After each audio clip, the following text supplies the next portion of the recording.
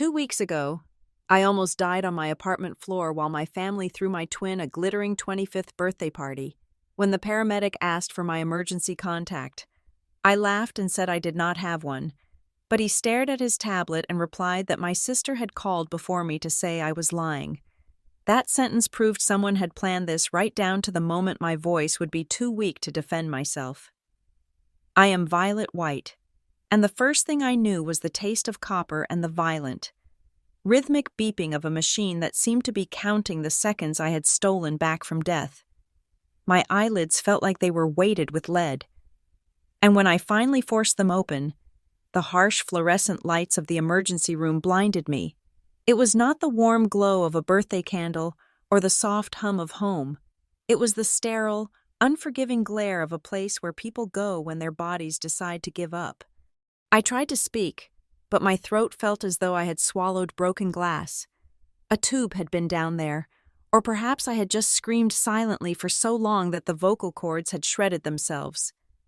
My hands were trembling uncontrollably against the thin, scratchy hospital blanket.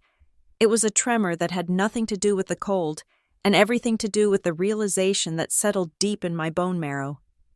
I had almost disappeared. I had almost slipped off the face of the earth on the floor of my apartment, and the world had kept spinning. My family had kept partying. A shadow moved across the light, blocking the glare. It was the paramedic from the ambulance. I recognized his eyes first, serious and sharp, framed by exhaustion. His name tag read, Jonah Briggs. He was not looking at me with the usual detached sympathy of a medical professional who sees tragedies every hour. He was looking at me with something closer to confusion, perhaps even suspicion. He checked the monitor beside my bed, his fingers moving efficiently, but his focus remained on my face. "You are lucky, Miss White," Jonah said, his voice low, barely rising above the mechanical hum of the room. Another 10 minutes and the anaphylaxis would have closed your airway completely. We would have been reviving a corpse. I wanted to thank him, but all I could manage was a weak nod. I remembered the terror of the last hour, the way my throat had swollen shut, the way I had clawed at my phone, the desperate swipes to dial emergency services when my vision blurred. Jonah stepped closer, lowering his voice as if he were sharing a secret that violated protocol. "We almost did not run the sirens," he said. The words took a moment to process through the fog in my brain. I frowned, confusion knitting my brow. Why would an ambulance not run sirens for a suffocation case? "We received a call while we were en route," Jonah continued, his eyes locking onto mine, searching for a reaction. "It was from a woman who identified herself as your sister, Sloane White." My heart hammered against my ribs, triggering a faster beep on the monitor. "Sloane. She called dispatch," Jonah said, reciting the facts with a chilling lack of emotion. "She told them to downgrade the urgency. She said, and I'm quoting here, that her sister Violet is known for being dramatic and faking medical emergencies to get attention during family events. She told us not to rush." The air left my lungs, and this time, it wasn't because of an allergic reaction. It was a physical blow from the inside out. I stared at Jonah, my mouth opening slightly, but no sound came out. I had not called Sloane. I had not texted anyone. I had been alone in my apartment, consuming the gift I thought was a peace offering, and when the reaction hit, I had collapsed. I had barely managed to hit the emergency dial button.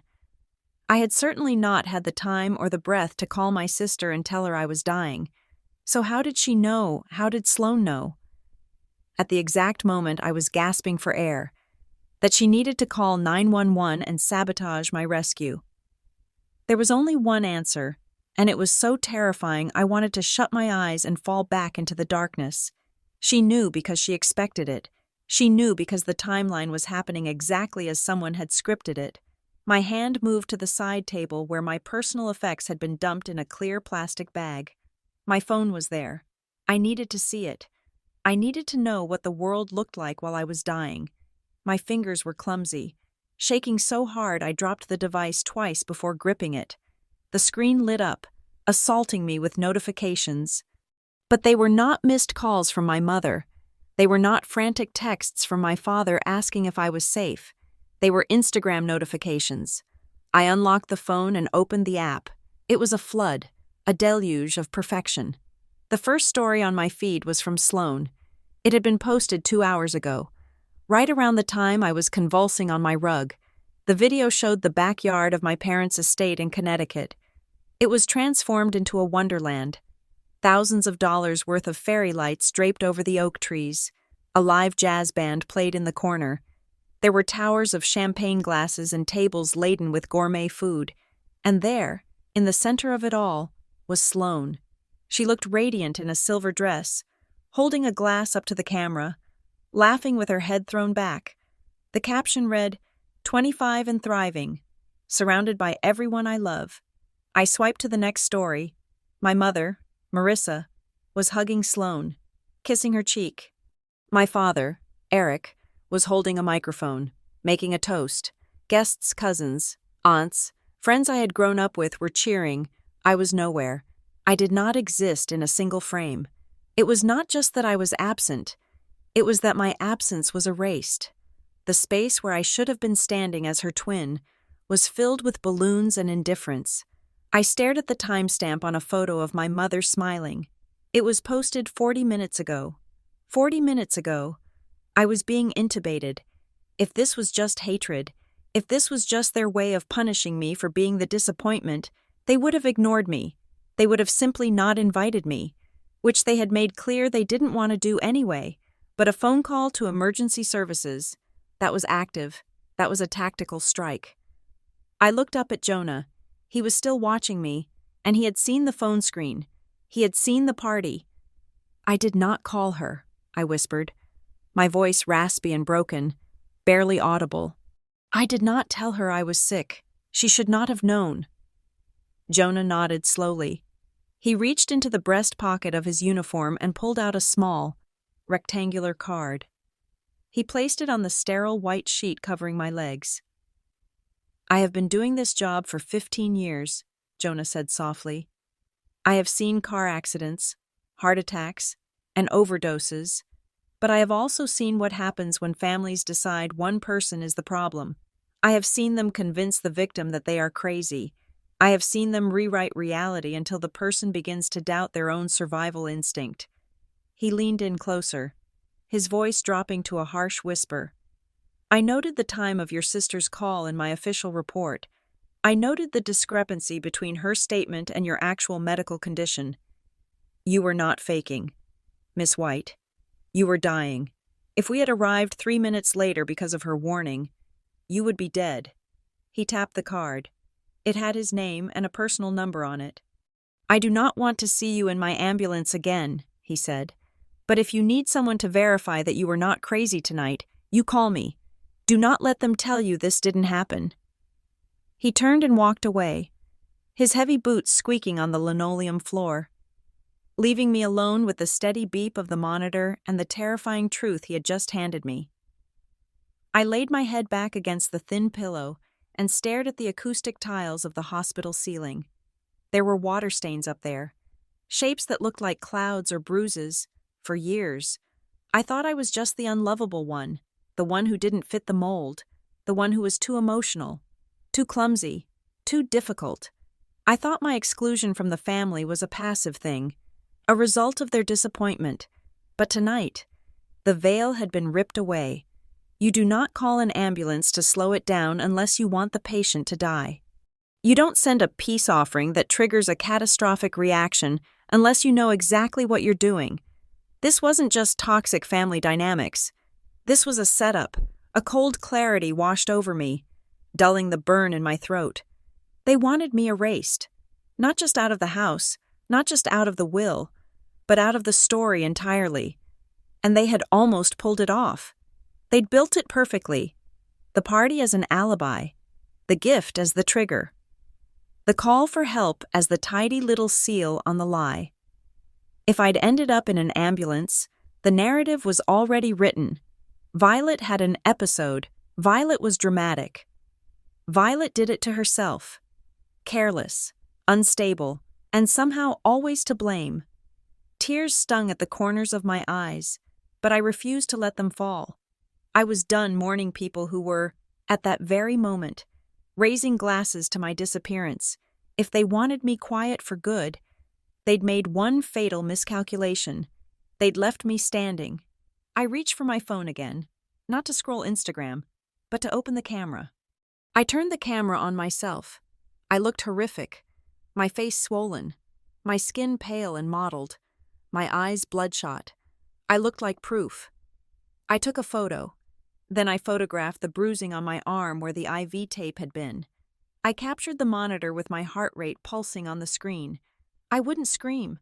I wouldn't make a scene. I wouldn't hand them the satisfaction of calling and begging for an explanation they'd never give. I would be quiet. I would be the ghost they wanted me to be. Only I'd be the kind of ghost that documented everything. Jonah was right. They would try to make me look unhinged. They'd say I must have eaten something that didn't agree with me. They'd swear Sloane never made that call, or that she did. Out of concern, and I'd twisted it into something else. They'd press and press and press until the lie started to feel like my own memory. Not this time, because I had something now that I didn't have yesterday. I had the clarity that this wasn't family drama. This was war. "You want me gone?" I whispered to the empty room, my voice sounding unfamiliar in my own ears. "You are going to have to try harder than that, and next time, I will be ready." But to understand why my own twin would try to kill me on her 25th birthday. To understand why my parents would dance while I suffocated. I have to take you back. I have to take you back to the moment the ground first shifted beneath my feet. We have to go back 4 weeks. We have to go back to the day Grandma Lillian collapsed. The air in the Crestmore Community Library was always stale, smelling of old paper and dust mites. But I loved it. It was my sanctuary. I was shelving a stack of historical fiction novels when my phone buzzed in my pocket. It was 2 p.m. on a Tuesday. I pulled it out, expecting a spam call or a reminder about a bill. The screen read, Northgate Memorial Hospital. My stomach dropped. There was only one person in my life who would list me as a contact for a hospital, and it wasn't my parents. "Hello," I answered, my hand gripping the metal shelf for support. "Is this Violet White?" a voice asked. "Yes. This is the emergency department at Northgate. We have your grandmother, Lillian Hartwell. She has suffered a severe stroke." The book I was holding slipped from my fingers and hit the floor with a loud thud that echoed through the quiet aisles. Grandma, the only person who looked at me and saw Violet, not just the other twin, the only person who remembered that I hated chocolate but loved lemon tart, the only person who had ever held my face in her hands and told me I was good. "Is she?" I couldn't say the word. "She is alive," the nurse said. "But you need to get here, now." I didn't even tell my manager I was leaving. I ran. I ran to my beat-up sedan in the parking lot and drove like a maniac, my hands shaking on the steering wheel. When I arrived at the hospital, the scene that awaited me was the first act of the tragedy that would end with me in this bed tonight. It was the moment the masks slipped. It was the moment I realized that while I was worrying about losing the only person who loved me, the rest of my family was worrying about losing access to her bank accounts. I pushed through the double doors of the waiting room, breathless and terrified, and saw them. They had arrived before me. Of course, they always had faster cars. And that is where the countdown really began. The silence of the Crestmore Community Library was usually my armor. It was a stillness composed of dust motes dancing in shafts of afternoon sunlight and the hushed friction of paper sliding against wood. I was safe there, hidden behind a cart of biographies, shelving lives that had already been lived and concluded. It was 2 p.m. on a Tuesday, a time when the world outside was loud and demanding, but in here, time moved like molasses. Then my phone vibrated against my hip. It was not a ring. I kept it on silent, but the buzz felt violent in the quiet aisle. When I saw the caller ID read, Northgate Memorial Hospital, the book in my hand, a thick biography of a forgotten president, slipped from my grip. It hit the carpeted floor with a dull thud that sounded like a gavel striking a judge's bench. That sound marked the end of my life as I knew it. though I did not know it yet. The drive to the hospital was a blur of terrified adrenaline. I remember gripping the steering wheel so hard my knuckles turned the color of bone. I remember running red lights that had just turned crimson, praying I would not get pulled over because I could not afford the delay. My mind was a loop of bargaining prayers. Just let her be okay. Take anything else, but leave her.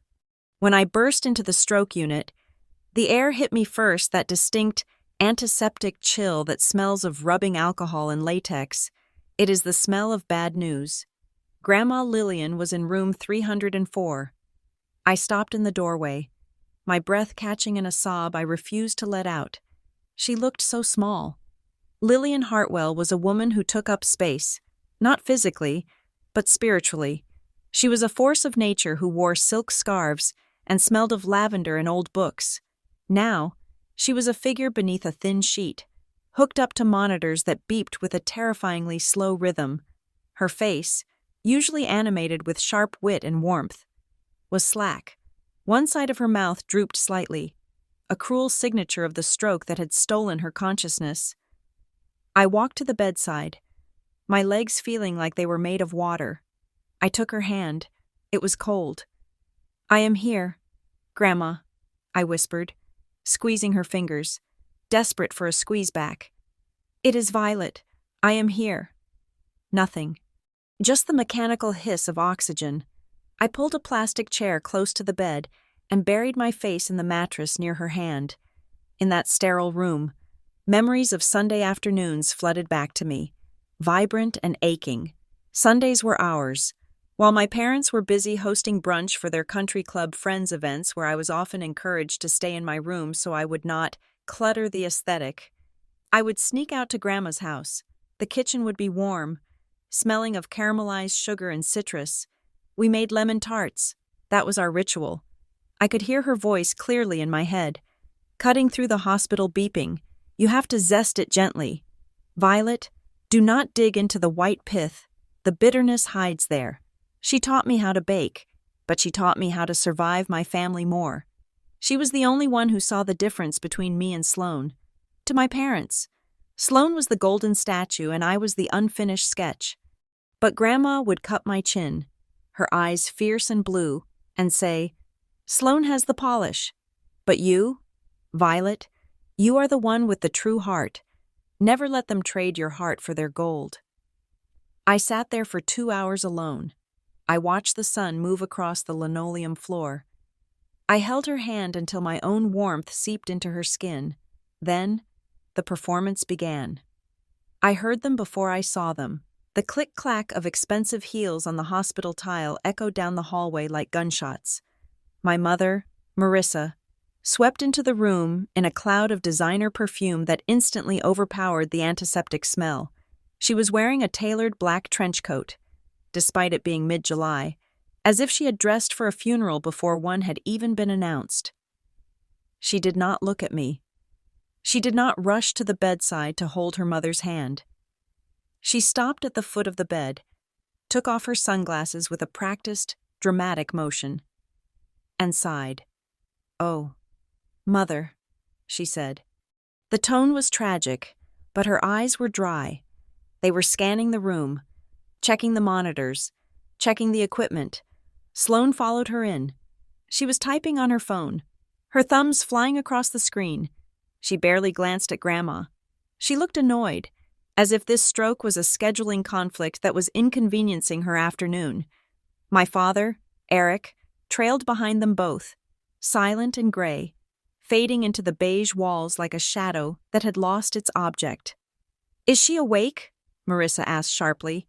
She was asking the room, not me.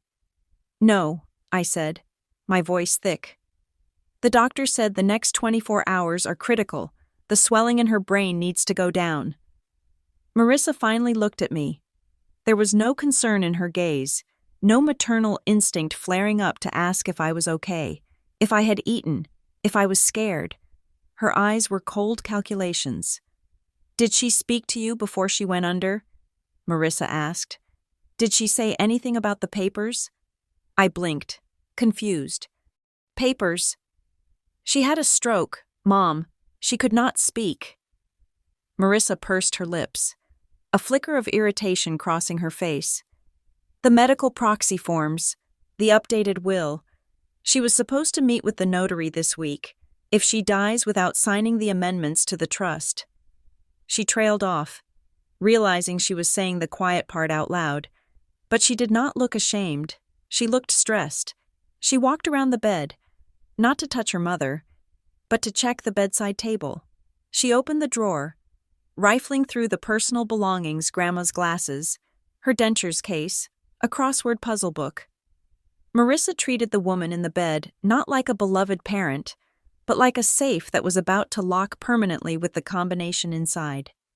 "We need to find out who has power of attorney if she is incapacitated," Marissa muttered to Eric. "If it is the old version, we are fine. If she changed it to that lawyer." "Owen Klein," Eric said softly. It was the first time he had spoken. "She was meeting with Klein." Marissa's face hardened. "We need to call the firm. We need to lock this down before he gets involved." I sat frozen in the chair. My grandmother was fighting for her life 2 feet away, and my mother was worried about a trust fund. It was monstrous, but it was also entirely expected. "Can you please stop?" I said, my voice trembling. "Can you just be here for her? She might be able to hear you." Sloane looked up from her phone then. She offered me a thin, pitying smile that did not reach her eyes. It was the smile one gives to a child who does not understand how the real world works. "You look terrible, Violet," Sloane said. Her voice was smooth, lacking any jagged edges of grief. "You are so pale. Do not pass out on us. We really do not need you being dramatic right now." "I am not being dramatic," I snapped, the anger flaring up through my exhaustion. "I am the only one acting like a human being." "Lower your voice," Marissa hissed. "This is a hospital. Do not embarrass us." "You are embarrassing yourselves." I stood up, my legs shaking. "I am going to get coffee. I cannot listen to this." I walked out of the room, but I did not go far. I stopped just around the corner of the nurses' station, leaning against the cold wall. My heart was pounding in my ears. I needed to know what they were really afraid of. I heard Marissa's voice drop to a conspiratorial whisper. "If she wakes up, Eric, we are in trouble." She was talking about cutting the access to the joint accounts. She found out about the investment loan. "She won't wake up," Sloane's voice said. It was chillingly matter-of-fact. "Look at the chart. Mom, massive hemorrhage. Even if she wakes up, she will be cabbage. We just need to make sure we are the ones making the medical decisions. If Violet gets a say, she will drag this out.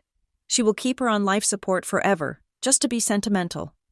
"We cannot let Violet near the legal team," Marissa said. "Tell the nurses that we are the primary contacts. Remove Violet's name if it is on the list. Tell them she is unstable if you have to." I slid down the wall until I was crouching on the floor. My hands over my mouth to stifle a scream. Tell them she is unstable. It was a strategy. It was premeditated. They were not just greedy. They were actively plotting to discredit me to secure their inheritance. I did not get coffee. I ran out of the hospital. I needed to go home. I needed to find something I remembered Grandma giving me months ago. Something I had tucked away and forgotten because I thought she was just being paranoid. I drove back to my small apartment on the other side of town. My hands were shaking so badly I dropped my keys twice before getting the door open. I went straight to my bedroom, to the bottom drawer of my cheap particle board dresser. Underneath a stack of winter sweaters, there was a small wooden box. Grandma had given it to me on my last birthday. She had pressed it into my hand and said, "Do not open this unless you feel alone. Really alone." I opened the box. Inside was a velvet pouch containing a simple gold locket, and beneath it, a sealed envelope. I tore the envelope open. The letter was handwritten in Grandma's elegant, looping script. "My dearest Violet, if you are reading this, I am likely no longer able to protect you myself. I am sorry for the burden I'm about to place on your shoulders. But you are the only one strong enough to carry it. I have made changes to my estate. Radical changes. Your mother and sister suspect. But they do not know the extent. They believe they are entitled to everything I built. They believe you are weak. I have appointed Owen Klein as the executor and trustee. But there is a condition. You must be sound of mind and body to inherit, if you are incapacitated, or if you are deemed mentally unfit. The control reverts to your mother. I fear them. Violet. I fear what they will do when the money is threatened. They love things, not people. And you are the only thing standing between them and the vault. Watch your back. Trust no one but Owen. And remember, when things get messy, you will understand why I had to be so secretive. Love, Grandma. I lowered the letter, my skin prickling with cold dread. If you are deemed mentally unfit, the conversation in the hospital hallway replayed in my mind. Tell them she is unstable. Sloane's comment replayed in my mind. Do not be dramatic. It was not just an insult. It was the groundwork. They were building a case against my sanity. If Grandma died, or if she remained in a coma, the only thing stopping them from overturning her new will was me. And if I was crazy, if I was dramatic, if I was unstable, then I was not a valid heir. I was a liability to be managed. I looked at the date on the letter. It was written 6 months ago. Grandma had known. She had seen the shark circling long before the blood was in the water. I sat on the floor of my bedroom. The letter crinkled in my fist. A realization settled over me, heavier than grief. Grandma Lillian wasn't just afraid I would be left out or bullied. She was afraid I would be hunted. My phone buzzed again. It was a text from Sloane. Going to grab dinner with Mom and Dad. Do not bother coming back to the hospital tonight. We handled the doctors. Go get some rest. You look like a wreck. I stared at the screen. It sounded like sisterly advice. But now, with the letter in my hand, I read it for what it was. Stay away. We are in control now. I did not reply. I folded the letter and put it back in the box, then shoved the box into the deepest corner of my closet. I stood up and walked to the mirror. My reflection was pale, my eyes wide and haunted. I did look like a wreck. I looked exactly like the unstable daughter they wanted me to be. Okay, I whispered to the empty room. You want to play? I wiped the tears from my cheeks. I was not going to be the victim they wrote into their script. I was going to be the twist they never saw coming. But first, I had to survive the birthday party. Because if my instincts were right, they were not going to wait for nature to take its course with Grandma. They needed to secure their position, and that meant taking me off the board. I just didn't know yet that a slice of cake could be a loaded gun. 3 days after my grandmother was admitted to the stroke unit, I received a text message from my mother that contained only a time and an address. It was not an invitation, it was a summons. I pulled my car into the driveway of my parents' estate in Connecticut, just as the sun was beginning to dip below the horizon. Casting long, distorted shadows across the manicured lawn, the house was a sprawling colonial revival that had always felt more like a museum than a home. The windows were dark, save for the living room, where a warm, golden light spilled out onto the porch. It looked inviting from the outside. A picture-perfect tableau of domestic wealth. But I knew better. Inside that room, the air would be thin and difficult to breathe. I entered through the side door, the one I had used since high school to avoid tracking dirt onto the marble of the main foyer. The house smelled of lavender polish and old money, a scent that used to make me feel safe but now made my stomach turn. When I walked into the living room, the scene was already set. It did not look like a family gathering. It looked like a tribunal. My mother, Marissa, sat in the high-backed velvet wing chair by the fireplace. It was the seat of authority in the house, the throne from which she had dispensed judgments on my grades, my weight, and my career choices for 25 years. She held a glass of white wine, her fingers gripping the stem with elegant tension. Sloane was draped across the cream-colored sofa, looking effortlessly composed. She wore a cashmere sweater that probably cost more than my monthly rent, and she was scrolling through her tablet with a look of bored detachment. My father, Eric, stood by the wet bar in the corner, his back to the room. He was pouring himself a scotch, the clinking of the crystal decanter the only sound in the silence. He did not turn around when I entered. You are late, Marissa said without looking at her watch. It is 7 o'clock exactly, I replied, keeping my voice steady. I refused to let them see my hands shaking, so I shoved them deep into the pockets of my jeans. I came straight from the hospital. The traffic on the interstate was heavy. How is she? Eric asked. Finally turning around, he took a large sip of his drink, his eyes avoiding mine. The same, I said. Unresponsive. The doctors are saying the swelling is not going down as fast as they hoped. We need to discuss the long-term care options. That is exactly why we are here, Marissa said. She gestured to the empty wooden chair opposite her. It was the stiffest, most uncomfortable chair in the room, placed in the center of the rug like a witness stand. Sit down, Violet. I sat. The dynamic was instantly suffocating. I was the defendant, Marissa was the judge, Sloan was the prosecution, and my father was the jury that had already been bribed. We need to clarify the legal standing regarding mother's care, Marissa began, her tone clipped and professional. Since she is incapacitated, decisions must be made by her medical proxy. The hospital is asking for a primary point of contact to sign off on the treatment plan. I should do it, I said. The words left my mouth before I had fully calculated the risk, but I stood by them. I sat up straighter. I am the one who is there every day, I continued, looking from Marissa to Eric. I know her doctors by name. I know her medical history better than anyone because I actually listened to her. I know she does not want aggressive resuscitation if there is no quality of life. I know she wants to be at home if possible, not in a facility. Marissa stared at me over the rim of her wine glass. Her expression was not angry. It was pitying.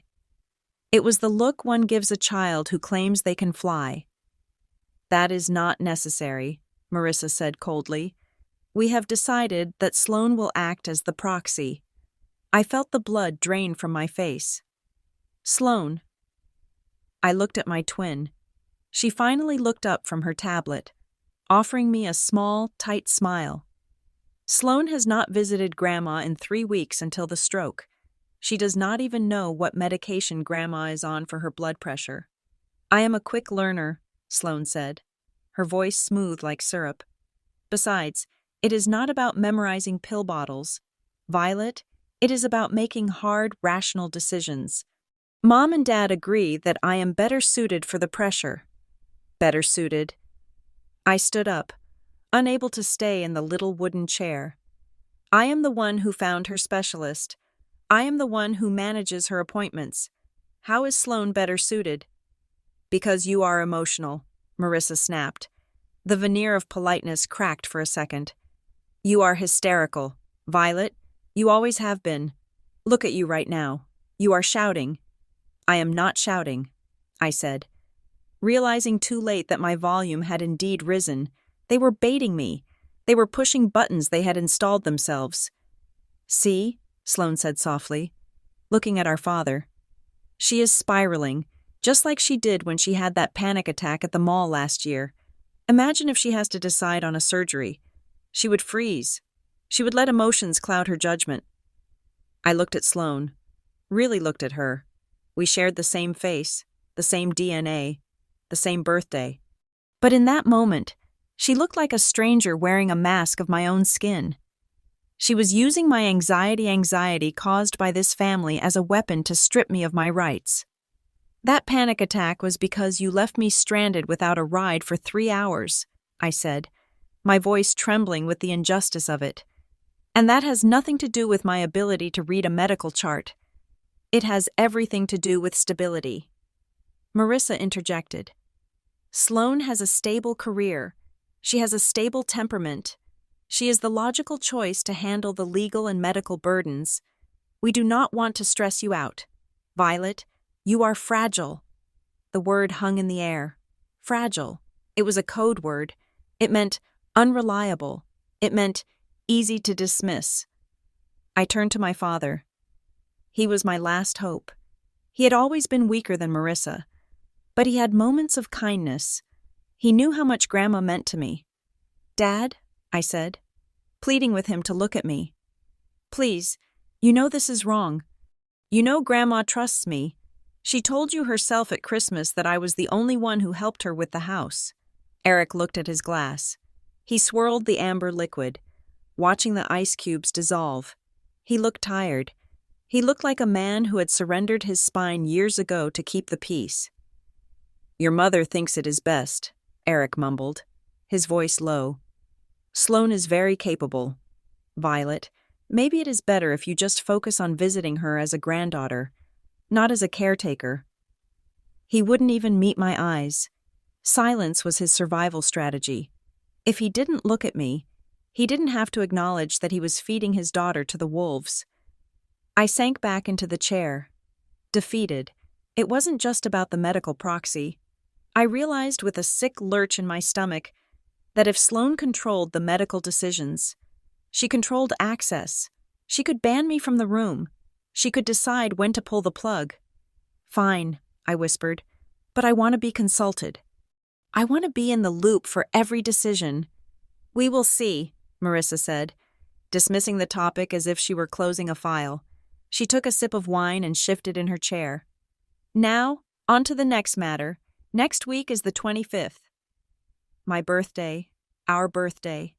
For a brief, foolish second, I thought she was going to suggest a family dinner. Maybe a truce, maybe a moment to come together in the face of Grandma's illness. We are throwing a party for Sloane, Marissa announced. A garden party here at the house. We have hired a caterer and a photographer. It is going to be a significant event. Eric has invited his partners from the firm. I waited. I waited for the and Violet. I waited for the plural.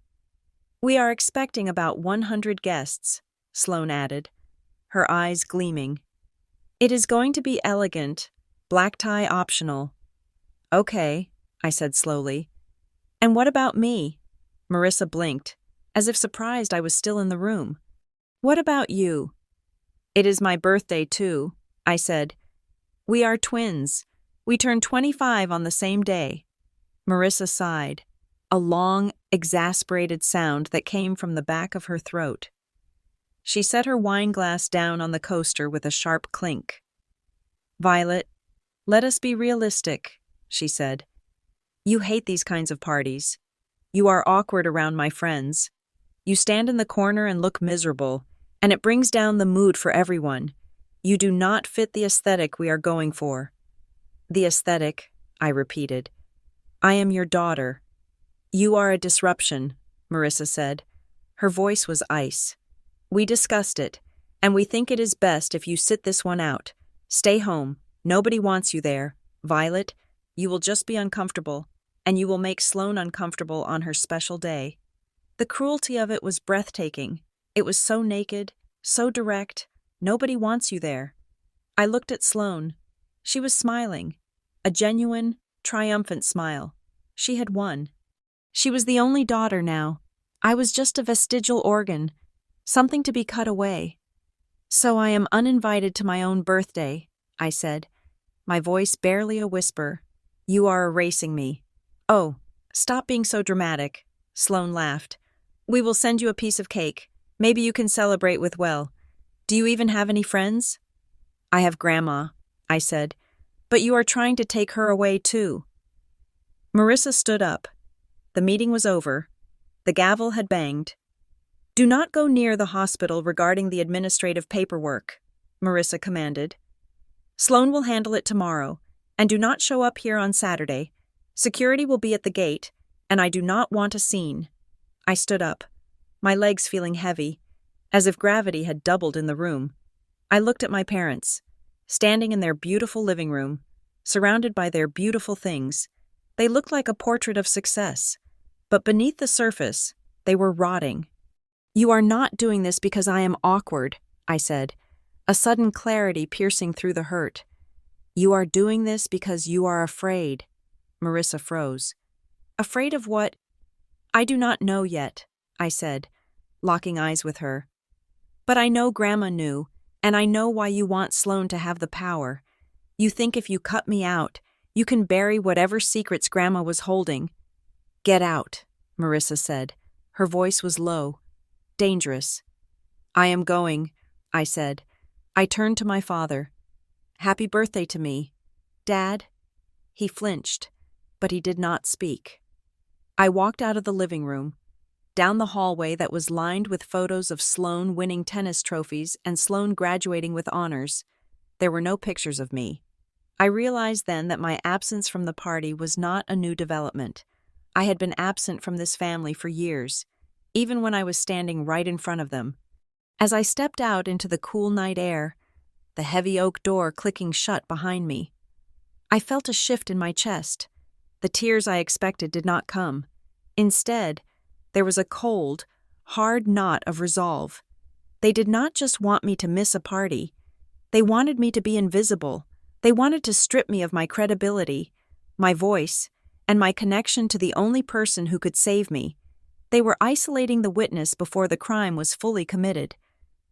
I got into my car and looked back at the house. The golden light still spilled from the window, looking warm and inviting to anyone passing by. But I knew it was a lie.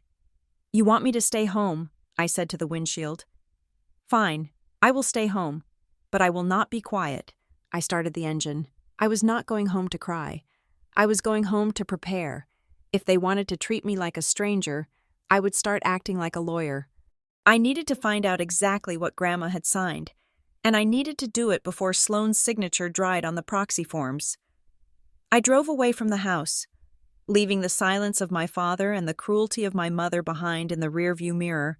But as I merged onto the highway, I realized that the war had moved from a cold simmer to a boil. They had drawn the battle lines in their living room, and I was on the other side of them, alone, or so they thought.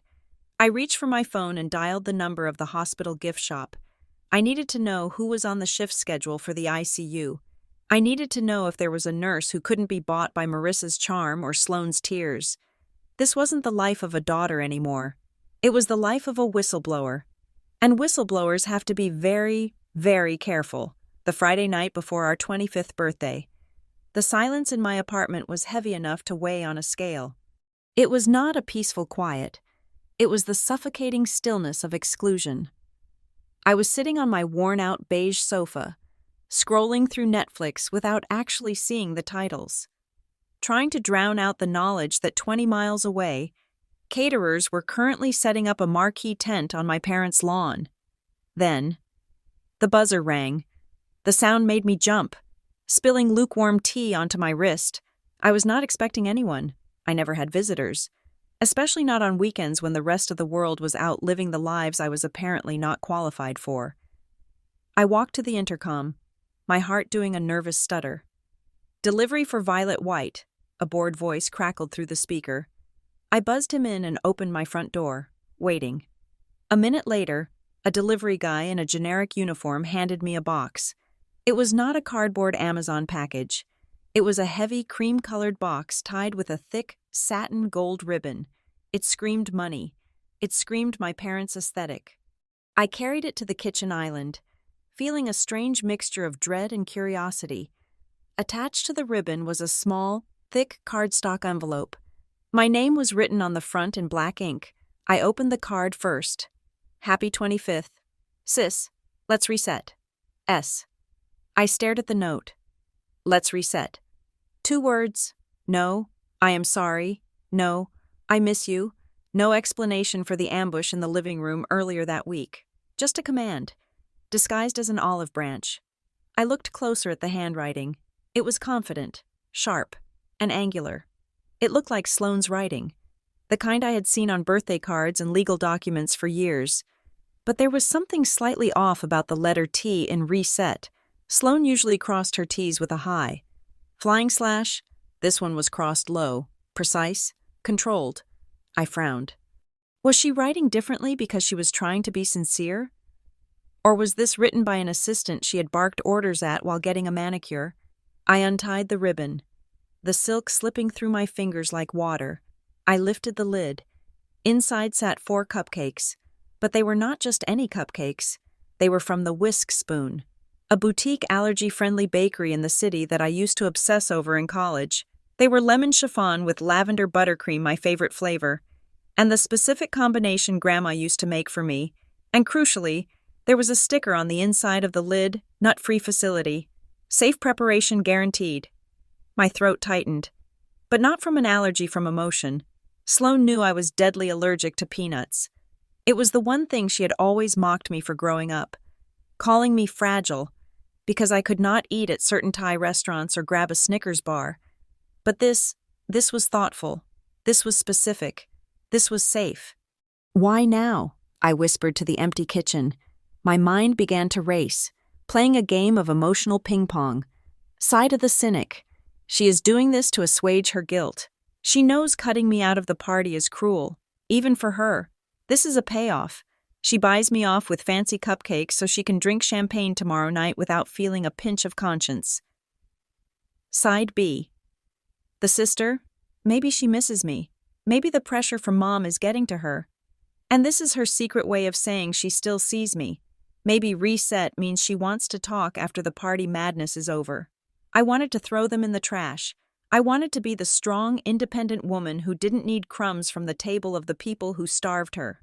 I lifted the box, ready to dump the beautiful frosting swirled cakes into the garbage disposal. But I stopped. I was alone.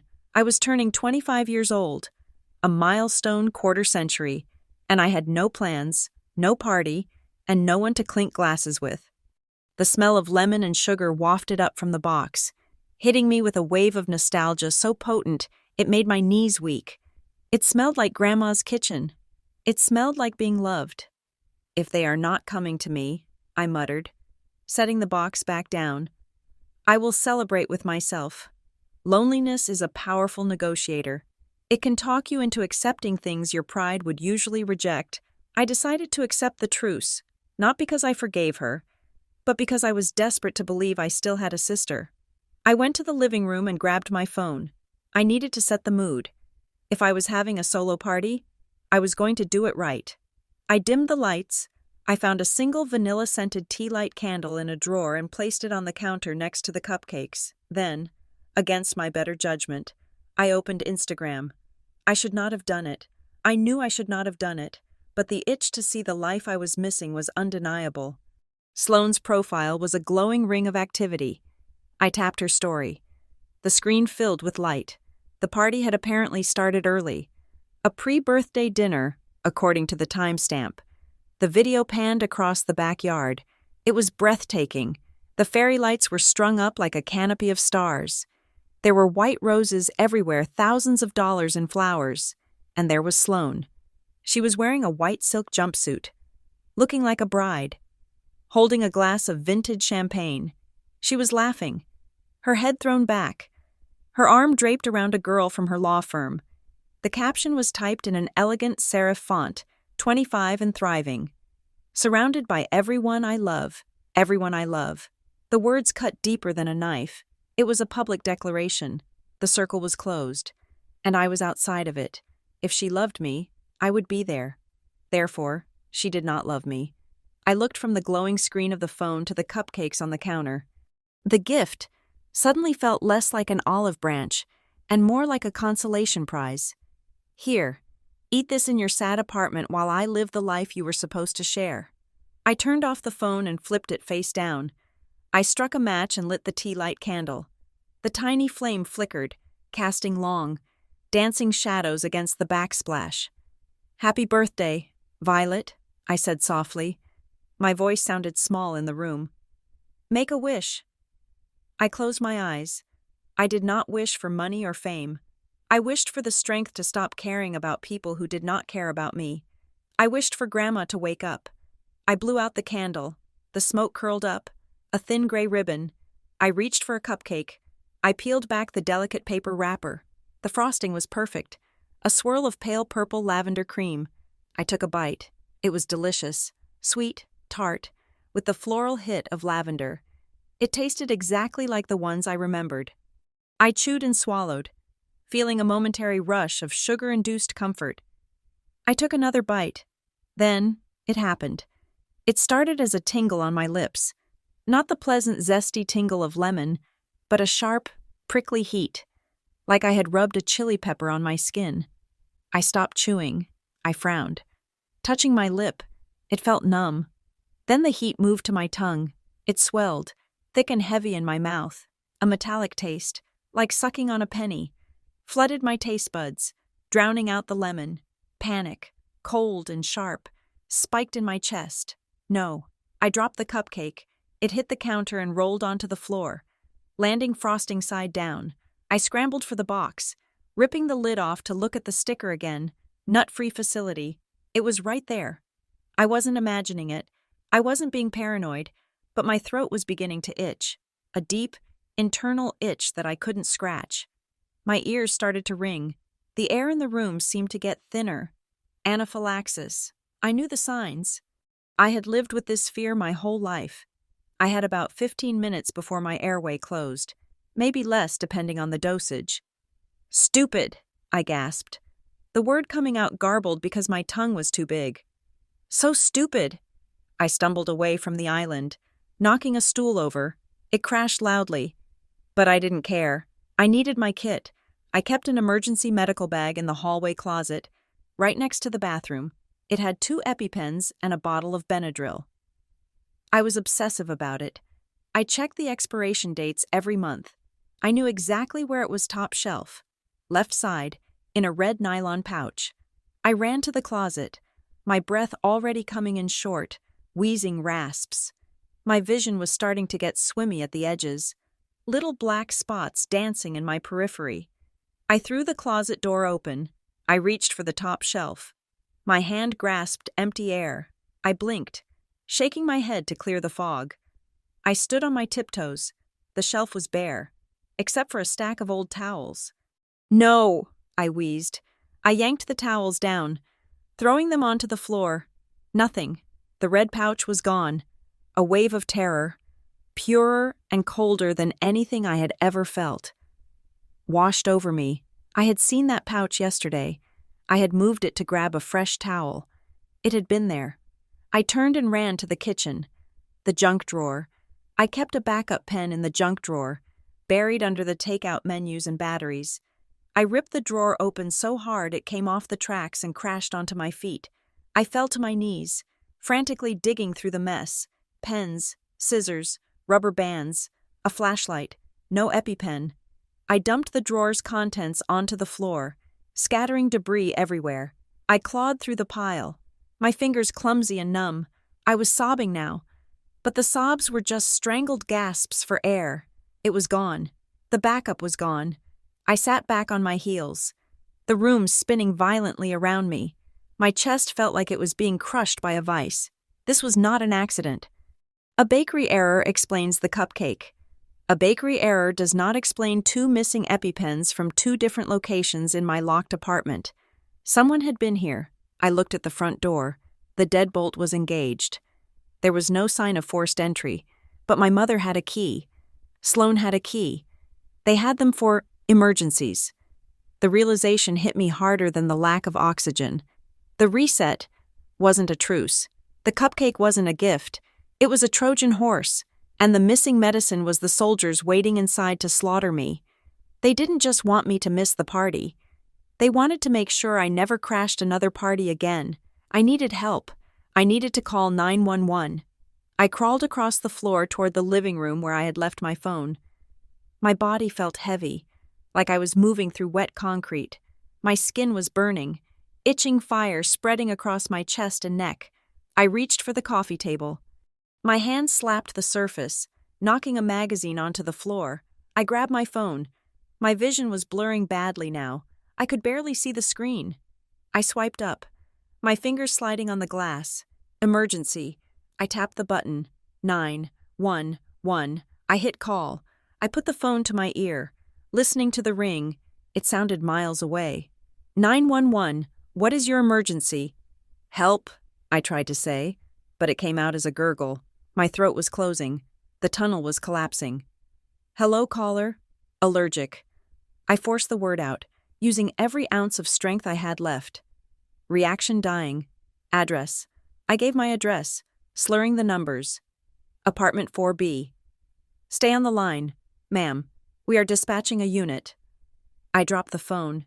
It clattered to the floor. I rolled onto my back, staring up at the ceiling fan that was spinning lazily above me. It was funny. In a sick way. I had spent my whole life feeling like I was suffocating in my family's shadow. Now, I was literally suffocating because of their gift. I thought about the note. Let's reset. It wasn't a reset of our relationship. It was a factory reset of the family. Delete the glitch.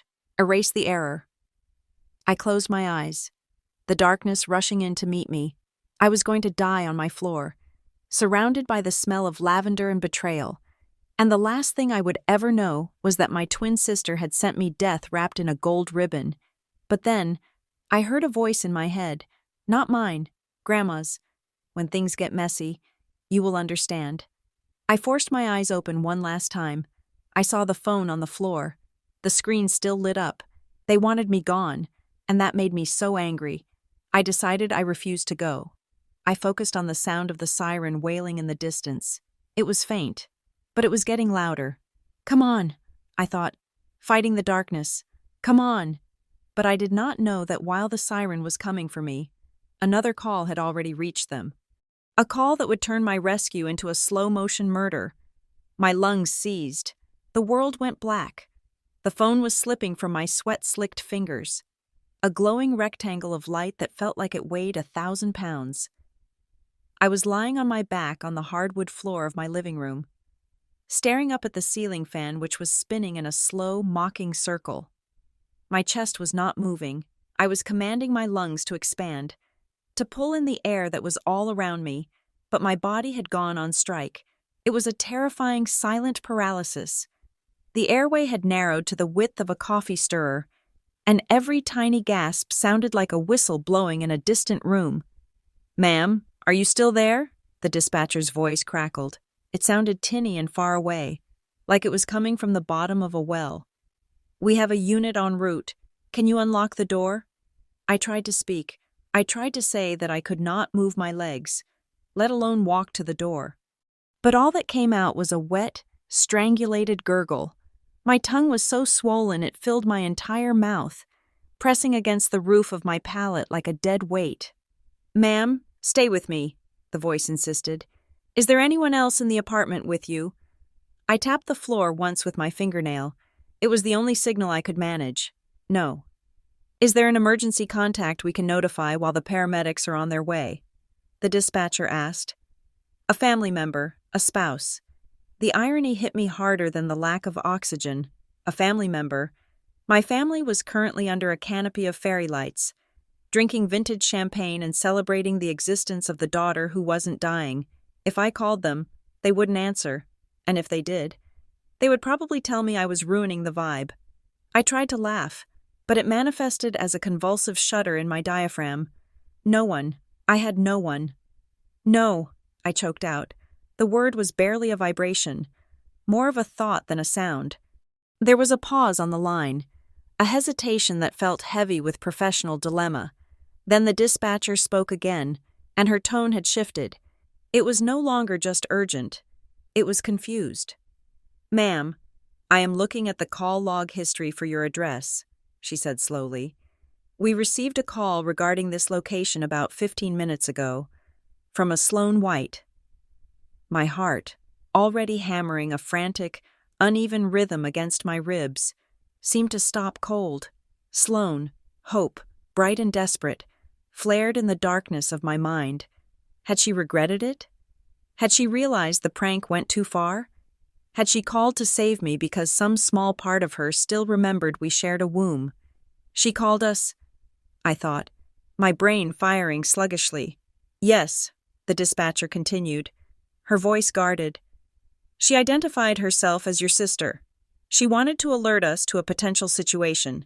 She stated that you have a history of psychiatric episodes involving feigned medical emergencies." The hope died. It didn't just die. It was executed. I stared at the spinning fan, my vision tunneling into a pinpoint of gray light. The buzzing in my ears grew deafening, but I heard every word she said next. She advised us that if you called, it was likely a dramatic outburst for attention because of a family event tonight. She told us to prioritize other emergencies. The world tilted. The floor seemed to drop away beneath me. She hadn't called to save me. She had called to kill me. She had called to weaponize the system designed to save lives and turn it into a tool for my murder. She knew I would call. She knew exactly what the poison in that cupcake would do. And she knew that in a city with limited resources, a boy who cried wolf, warning from a concerned relative, could mean the difference between a lights and sirens response and a slow roll. She wanted the slow roll. She wanted the extra 5 minutes that would turn brain damage into brain death. My hands curled into claws on the rug. The betrayal was so absolute, so complete, that it transcended sadness.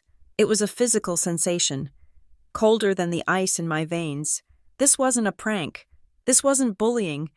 This was an assassination attempt masked as sisterly annoyance. "Ma'am," the dispatcher asked, sounding unsure now, "are you faking this?" I wanted to scream. I wanted to roar that my throat was closing shut, that my skin was burning with hives, that I was dying on the floor while my murderer laughed in a white silk jumpsuit, but I couldn't. The silence was my prison. I was going to die labeled a liar. That was their masterstroke. They wouldn't just kill my body. They would kill my reputation in the official record before I even took my last breath. Then I heard it, the wail of a siren. It was faint at first, then growing louder, cutting through the thick, humid air of the summer night. "The unit is pulling up," the dispatcher said.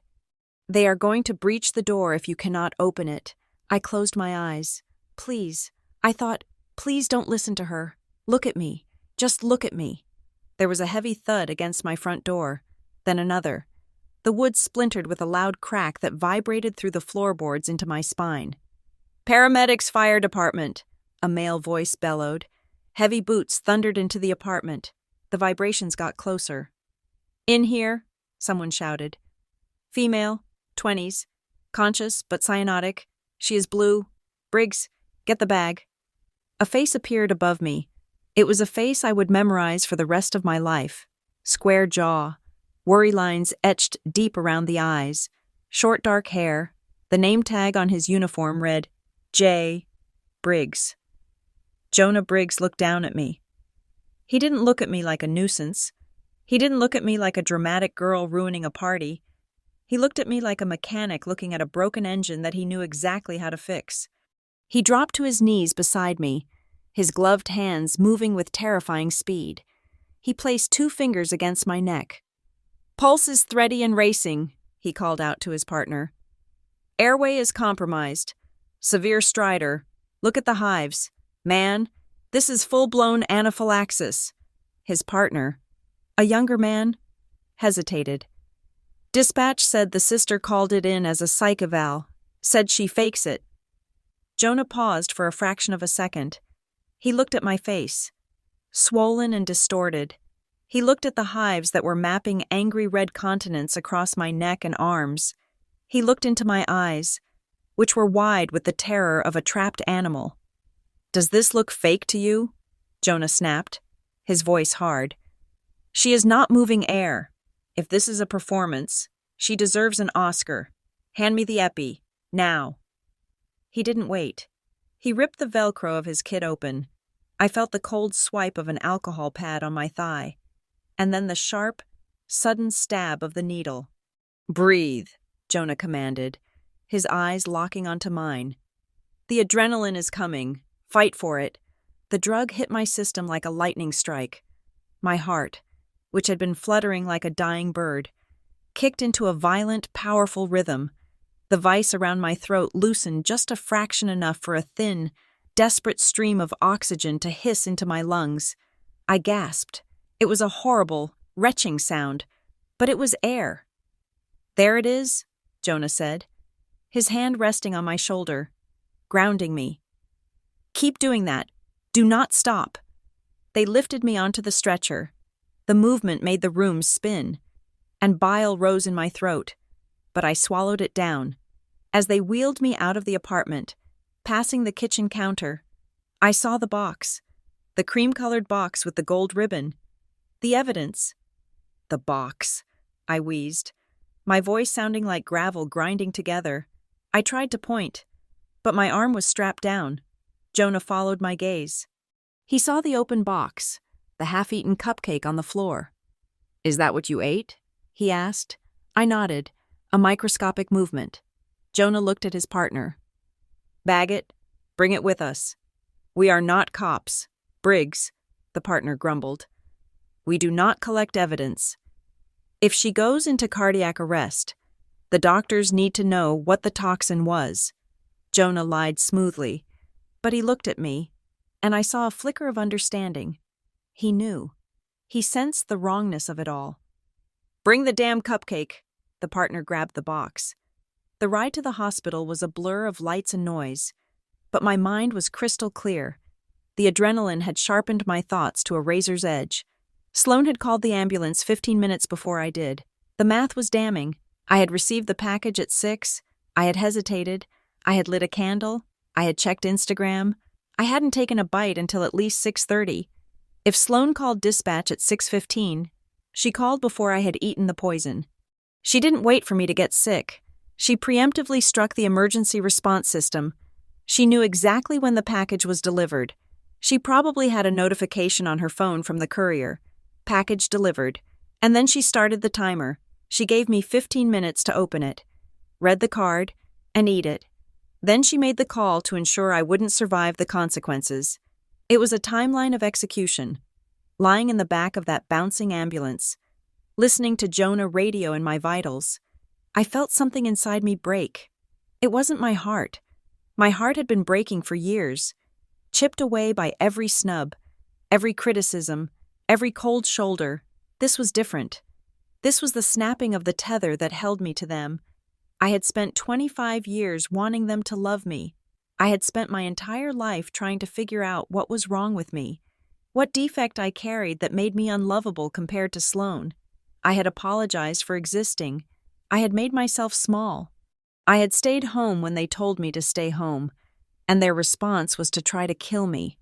Tears leaked from the corners of my eyes, sliding hot into my hairline. But they weren't tears of sadness. They were the runoff of a melting illusion. The daughter who wanted approval died on that apartment floor. The sister who wanted a connection suffocated under the weight of a lie. "We are 5 minutes out," Jonah said, leaning over me. He wiped the tears from my face with a rough, paper-like cloth. "You are going to make it. Violet, you are tough." I looked at him. He didn't know the half of it. I wasn't just tough. I was dangerous, because now I had nothing left to lose. They thought they were burying a problem. Instead, they had dug up a landmine. When we crashed through the doors of the emergency room, the lights were blinding, doctors swarmed, questions were shouted. Allergies, time of ingestion, epinephrine administered. I answered what I could. But my focus was inward. I thought about the reset card. I thought about the nut-free sticker that was clearly a forgery or a lie. I thought about the missing EpiPens in my apartment, the theft that ensured I would be defenseless. It was a conspiracy. It involved planning, coordination, and malice, and I was going to prove it. As the drugs pulled me down into a chemical sleep, I made a promise to the ceiling tiles rushing past me. I would not confront them. I would not go to their house and scream. I would not send angry texts. I would let them think they had won. I would let them think I was the crazy, dramatic, unstable sister they told the world I was. I would let them get comfortable. And while they were comfortable, I would be collecting. I would collect every text, every receipt, every timestamp. I would find the courier who delivered the box. I would find out who printed that sticker. I would get the recording of Sloan's call to 911. Jonah had said he had seen families turn victims into crazy people. He wasn't going to see it this time. This time, the victim was going to turn into a prosecutor. The darkness took me. But it wasn't the scary darkness of death anymore. It was the tactical darkness of a predator waiting in the brush. "Happy birthday, Sloan," I thought as the monitor beeped my steady, surviving heartbeat. You really shouldn't have missed. The morning sun did not stream into my hospital room. It assaulted it. The light was sharp and unforgiving, exposing the sterile drabness of the beige walls and the plastic tubing that was still taped to the back of my hand. I felt like a hollowed-out gourd, scraped clean of seeds and pulp, leaving only a thin, brittle shell. My throat was no longer swollen shut, but it felt raw, as if I had swallowed a handful of steel wool. I was alive. That was the fact. But as I lay there, listening to the shift change in the hallway, I realized that survival was only the first administrative task of the day. The real work was about to begin. At 9 a.m, the door to my room did not just open, it was staged. My mother, Marissa, entered first. She was wearing oversized sunglasses and a pashmina scarf draped artfully over her shoulders, the very picture of a distraught matriarch who had barely slept. Behind her came Sloane, looking remarkably fresh for someone who had allegedly been up all night worrying, and behind them, a chorus line of relatives, Aunt Carol, Uncle Bob, and 2 cousins I hadn't spoken to since Christmas. They brought flowers, not cheerful daisies or hopeful tulips, but massive. Heavy arrangements of white lilies that smelled like a funeral home. They filled the small room instantly, sucking up the oxygen. "Oh, Violet," Marissa exhaled, rushing to the bedside but stopping just short of actually touching me. She placed a hand on her own chest instead. "You gave us such a scare. When we got the call, well, I nearly fainted right there on the lawn." "We were terrified," Sloane chimed in. She moved to the other side of the bed, positioning herself so that the morning light caught her profile perfectly. She reached out and patted my leg through the blanket. Her touch was light, tentative, like she was petting a stray dog she suspected might have fleas. "I am just so glad you are okay." I watched them. I watched the performance with a clarity I had never possessed before. In the past, I would have cried. I would have apologized for ruining their night. I would have been grateful that they came at all. But today, I saw the invisible camera crew they were performing for. I looked at Aunt Carol, whose eyes were wide with sympathy not for me, but for Marissa and Sloane, who had to deal with such a troublesome daughter. "I am okay," I whispered. My voice was raspy, playing perfectly into the role of the invalid. "Thank God I called 911 when I did," Sloane said, turning to Uncle Bob. She widened her eyes, feigning a shiver. "I just had this feeling, a twin instinct. We were cutting the cake, and I just felt this wave of dread. I told Mom, something is wrong with Violet. So I called emergency services to check on her. If I hadn't..." She let the sentence trail off, allowing the relatives to fill in the blank with her heroism. I stared at her. It was masterful. She had taken the attempted murder weapon, the preemptive call to slow down the ambulance, and repainted it as a psychic intervention that saved my life. She wasn't the villain who tried to block the paramedics. She was the intuitive sister who sent them. "You saved her life, Sloane," Aunt Carol said, shaking her head in awe. "That is a miracle, truly." "I just wanted to make sure she was safe," Sloane said, lowering her eyes modestly. "I know Violet gets overwhelmed when she is alone." The nurse walked in then to check my IV bag. She was a middle-aged woman with a no-nonsense demeanor, but Marissa intercepted her before she could even say hello. "She is looking a bit better, isn't she?" Marissa asked the nurse, dropping her voice to a confidential, concern-trolling register. Violet has always been a bit high-strung. She has a history of anxiety attacks that manifest with physical symptoms.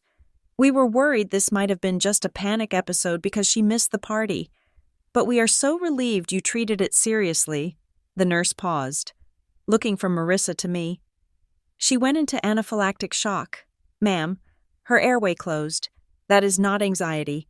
Of course," Marissa said quickly, waving her hand dismissively. "But the trigger stress can do terrible things to the body. We just want to make sure she has a psychiatric consult before she is discharged. For her own good." I lay there, feeling the trap snap shut. They were doing it right in front of me. They were planting the seeds in the medical record. Anxiety, high-strung, psychiatric consult. If I tried to claim they poisoned me later, they would point to these notes. They would say, "See?" Even her mother was worried about her mental state at the time. I dug my fingernails into my palm under the sheet until I felt sharp pain. "Do not react," I told myself. "Do not scream. I forced the corners of my mouth up into a weak, trembling smile. I looked at Marissa with wide, watery eyes. "Thank you, Mom," I croaked. "You are right. I was so stressed about being alone. I think I just panicked when I couldn't breathe. Thank you for taking care of everything." The room went silent. Marissa blinked. Sloane frowned. A tiny crack in her porcelain mask. They had expected me to fight. They had expected me to yell. I am not crazy, so they could look at the relatives and sigh sadly. They were not ready for my surrender. "Well," Marissa said, recovering her composure, "we just want you well, darling." "And thank you. Sloane," I said, turning my head to look my twin in the eye. "For the cupcakes. They were beautiful. And for calling. You always know exactly what I need." Sloane's smile faltered. She saw it then. In the depth of my pupils, she saw the cold, hard glint of knowledge. She knew that I knew, but she couldn't say anything without exposing herself. "You are welcome," Sloane said stiffly. "We shouldn't tire her out," Marissa announced abruptly, checking her diamond watch. "The doctor said she needs rest, and we have to get back to the house to deal with the rental company pickup." "Rest up, Vi," Uncle Bob said, patting my foot. "Don't cause your mother any more worry." "Okay." "I won't," I promised. They swept out of the room as quickly as they had arrived, a retreating tide of expensive fabric and false promises. The silence that rushed back in was heavy, but it wasn't lonely, it was clarifying. I waited 5 minutes to be sure they were gone. Then, the door opened again. It wasn't a relative. It was Jonah Briggs. He wasn't in his uniform. He was wearing jeans and a t-shirt, holding a clipboard that looked out of place. He looked tired, like he had just finished a double shift, which he probably had. He walked to the foot of my bed and pretended to check the chart hanging there. "Family visit," he asked quietly, not looking up. "Performance art," I corrected. Jonah smirked, but it didn't reach his eyes. He glanced at the door to make sure it was closed, then stepped closer to the bed. "I heard your sister in the hallway," Jonah said, his voice low. "She was telling a doctor that you have a history of bulimia and that you might have induced vomiting which caused the throat swelling. She is trying to get the diagnosis changed from anaphylaxis to esophageal trauma." I felt a cold chill ripple down my spine. That was a new angle. They were thorough. "It won't work," I said. "The hives, the response to epinephrine. Doctors listen to families, especially wealthy ones who threaten lawsuits," Jonah said grimly. I wrote my report. "Violet, I was very specific. I noted the time of the call, the dispatch logs, and the presentation of symptoms upon arrival. I also noted the environment. No sign of emesis, no sign of drug use." He pulled a folded piece of paper from his back pocket and slid it under my water pitcher. "That is the incident number and my personal statement," he said. "If they try to bury this, or if you need a witness for whatever legal hell you're about to walk into, I am on the record." "Jonah," I said, reaching for my phone on the bedside table. "The box, the cupcake box." "I bagged it," he said. "It is in the hazardous waste hold, but I tagged it as patient property, so it wouldn't be incinerated immediately. But I cannot keep it there forever. I took a picture of it before I ate." I lied. I hadn't. But I needed him to believe I had a plan. "But I need you to look at something for me, if you can get back to it." I typed quickly on my phone, sending a text to the number on the card he had given me the night before. The label on the box, the nut-free sticker, it looked new, newer than the box. "Can you check if there is another label underneath it?" Jonah's phone buzzed. He looked at it, then at me. He nodded. "I will check," he said. "But you need to be careful. These people, they are not just mean, Violet, they are organized." "I know," I said. "I am counting on it." He left the room, blending into the hospital traffic like a ghost. I was alone again. I looked at the lilies my mother had brought. They were beautiful and white, and they smelled like death. I wanted to throw them out the window, but I left them there. They were a reminder. I reached for my phone again. My hands were steady now. The tremor was gone. I opened the contact list. I didn't have to search for the number. I had memorized it from the letter Grandma left me. The letter I had burned into my brain before hiding it in the closet. Owen Klein, attorney at law. I dialed. It rang once, twice, 3 times. I held my breath. It was Saturday. Lawyers didn't answer on Saturdays. "This is Owen," a deep, gravelly voice answered. He sounded like he was in a library or a very quiet room. "Mr. Klein," I said. "This is Violet White, Lillian Hartwell's granddaughter." There was a pause, a long, heavy silence where I could hear the faint scratch of a pen on paper. "I have been expecting this call." "Violet," Owen said. His tone wasn't surprised. It was resigned, perhaps even a little grim. "But I did not expect it this soon. Is your grandmother?" "She is still in a coma," I said. "But this isn't about her dying. It is about me living." I took a deep breath, the air filling my lungs that had failed me less than 24 hours ago. "My family tried to kill me last night, Mr. Klein," I said. "And they are trying to take control of Grandma's medical proxy today." I heard the sound of a chair scraping back, as if he had stood up. "Where are you?" he asked sharply. "Northgate Memorial, room 412. Are you safe right now?" "They just left. They think they have handled me. They think I am scared and compliant." "Good," Owen said. "Keep them thinking that." "Mr. Klein?" I said, looking at the door to make sure no one was listening. "Grandma's letter said that when things got messy, I would understand. It is messy. But I need to know what I am fighting for. Is it just the money?" "Because I do not care about the money." Owen's voice dropped an octave. It was the voice of a man who had been keeping a secret for too long. "It is not about the money, Violet," he said. "The money is just the shield. The secret is the weapon. Your grandmother prepared for this day for 20 years. She knew they would come for you the moment she couldn't speak." "Why?" I asked. "Why me?" "Because you are the glitch in their design," Owen said enigmatically. "I am coming to the hospital. Do not sign anything. Do not talk to the hospital psychiatrist if they send one, and for God's sake, do not eat anything your family brings you." "I learned that lesson the hard way," I said, looking at the empty space on the floor where the cupcake box had been. "I will be there in 30 minutes, Owen said. "We have a lot of work to do. And Violet?" "Yes." "I hope you are ready to burn it down," he said. "Because once I open this file, there is no going back to being just a daughter." "I am not a daughter anymore," I said, my voice cold and flat. "I am a witness." I hung up the phone. I lay back against the pillows and watched the dust motes dancing in the shaft of aggressive sunlight. I felt a strange sensation in my chest. It wasn't fear. It wasn't sadness. It was the cold. Mechanical click of a safety being switched off. I looked at the lilies again. "You brought flowers for a funeral," I whispered to the empty room. "You just didn't realize it was yours."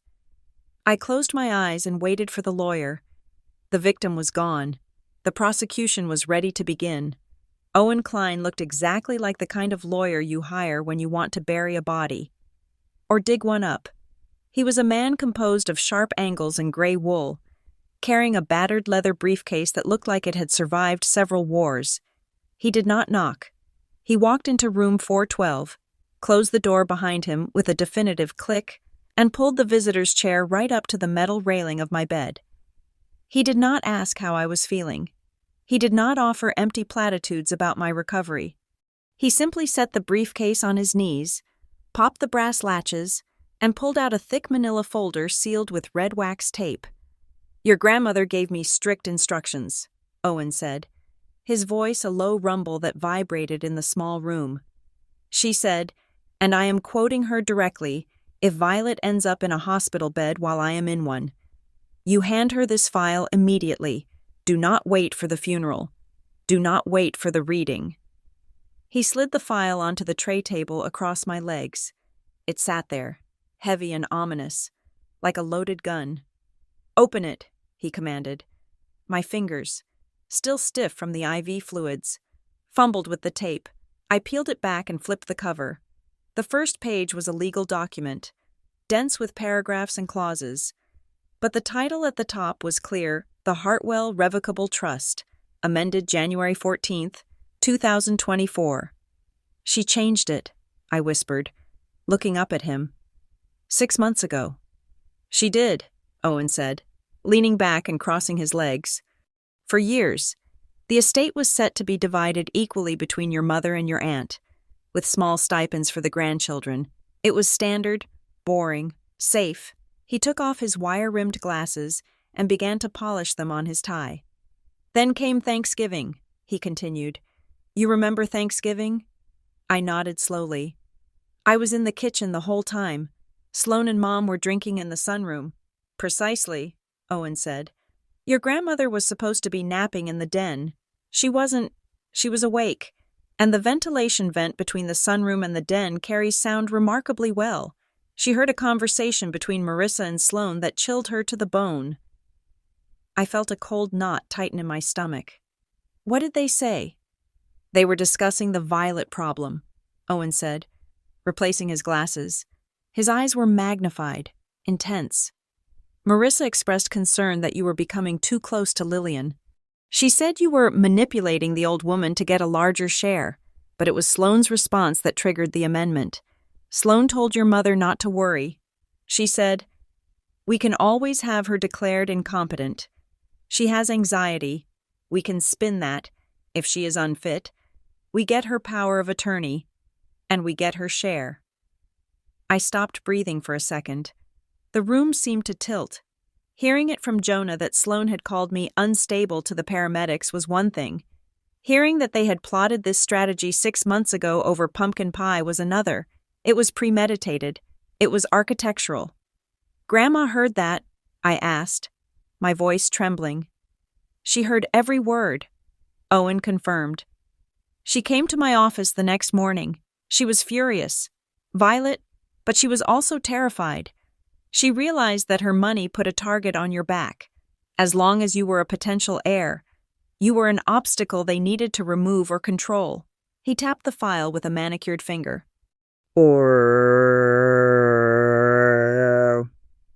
She created a failsafe. She moved the bulk of her liquid assets, about $8 million, into this trust, and she named you the sole beneficiary. I stared at him. $8 million. However, Owen raised a hand to stop me. There is a catch, a very dangerous catch. Lillian knew that simply giving you the money would make them desperate, so she included a protection clause, but in their hands, that clause has become a weapon. He reached over and flipped the document to page 12, pointing to a highlighted paragraph. Clause 7B, capacity and competence. Read it, Owen said. I read the legal jargon, my eyes scanning the lines. In the event that the beneficiary is deemed mentally incapacitated, unstable, or a danger to themselves or others by 2 independent medical professionals, the control of the trust shall revert to the designated proxy. The proxy, I whispered. Who is the proxy? Marissa, Owen said grimly. And if Marissa is unavailable, Sloane. I let the paper slip from my fingers and fall back onto the tray. It all made sense. The puzzle pieces didn't click. They slammed together, hard, with a clarity so sharp it made me flinch. That's why, I said, the realization turning my stomach. That's why they didn't just want me dead. If I died, the money would pass to next of kin, straight to them. But if I lived, they needed me to live wrong. They needed me to survive as a mental case. Exactly, Owen said. Dead works for them, but declared unstable? That's the jackpot. If they can prove you tried to take your own life last night, or that you hallucinated a poisoning during some kind of break, they can trigger Clause 7B. They get control of the $8 million, and they get control of you. They can have you placed somewhere, keep you sedated and quiet, and bleed the accounts dry. They set me up, I said, my voice finding steel. Owen, listen to me. Sloane sent me cupcakes. They were labeled nut-free. I checked, but 5 minutes after I ate one, I couldn't breathe. And 15 minutes before I called for help, Sloan called 911 and told them I was faking it. She told them I was doing it for attention. Owen did not look surprised. He did not gasp. He merely nodded, as if I were confirming a weather report he had already read. The preemptive strike, he murmured. Textbook. She wanted to establish the narrative of instability before the medical professionals even arrived. If the paramedics had written possible panic attack or psychosomatic reaction on your intake form, the game would be over right now. Marissa would be walking into a judge's office on Monday morning with that report to file for emergency guardianship. But they didn't, I said fiercely. The paramedic, Jonah, he saw the hives.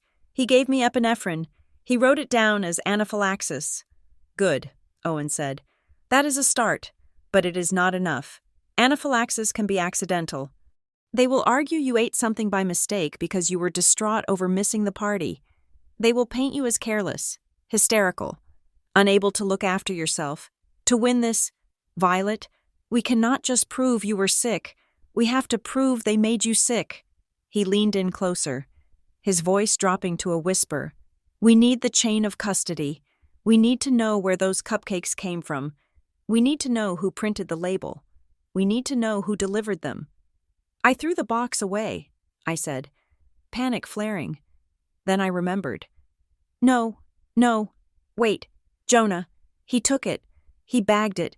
He said he put it in the hazardous waste hold. Owen's eyebrows shot up. For the first time, he looked impressed. Smart man. I will have my investigator secure that immediately. We will get it tested for peanut protein and for fingerprints. But there is something else, I said. My mind was racing, connecting the timeline to the surveillance. The delivery. It came to my door. But how did they know I was home? I didn't tell them I was leaving the library early. Owen waited, watching me think. The hallway, I said, my blood running cold. 2 weeks ago, the building management sent out a notice about upgrading the security systems. They installed new video doorbells and hallway cameras on every floor. I thought it was just gentrification, but my building is owned by a holding company, North Star Properties. Owen asked. I nodded. I think so. Yes.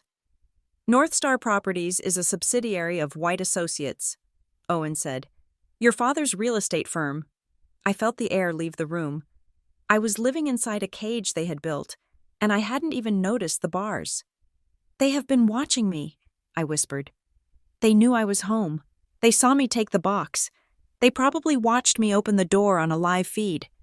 Which means, Owen said, a predatory glint appearing in his eyes. There is footage, and if they control the building, they will try to delete it. But nothing is ever truly deleted. Violet, not if you know where to look. He opened the briefcase again and pulled out a second folder. This one was thinner, black, and unmarked. This is the truth file your grandmother mentioned, Owen said. She didn't just leave you money. She left you ammunition. She hired a private investigator a year ago to dig into your parents' finances. She wanted to know why they were so desperate for cash. He opened the folder. It was just a single sheet of paper with a list of dates and wire transfers. They are broke, Violet, Owen said bluntly. Technically. They are insolvent. They are leveraging debt to pay debt. The country club membership, the cars, the parties, it is all a shell game. They need Lillian's estate not to get richer, but to stay out of prison. They have borrowed against assets they do not own. So it is desperation, I said. That is why they are so sloppy. That is why Sloan called too early. Desperation makes people dangerous, Owen warned. But it also makes them make mistakes. Sloan's call was a mistake. The cupcakes were a mistake. The cameras are a mistake. He stood up, snapping the briefcase shut. The sound was like a pistol shot in the quiet room. We are going to initiate a lawsuit, Owen said. Not for the money yet. We are going to file for an emergency injunction to prevent Sloan from becoming the medical proxy for Lillian. We are going to use the evidence of their hostility towards you to argue they are unfit fiduciaries. They will fight back, I said. They will say I'm crazy. They will bring up every time I cried in public, Every time I saw a therapist. Let them, Owen said. He smoothed his tie, looking down at me with a fierce, protective intensity. They are playing a PR game. They think this is about reputation. They think they can win by telling the best story at the country club. He moved to the door, his hand resting on the handle. But we are not playing their game, Violet. We are not fighting with emotions. We are not fighting with tears or, he said, she said. We are fighting with time-stamped truth. We are going to pull the phone records. We are going to pull the camera logs. We are going to trace the courier. He looked back at me one last time. Rest up. Don't eat anything they send. Don't sign anything they bring.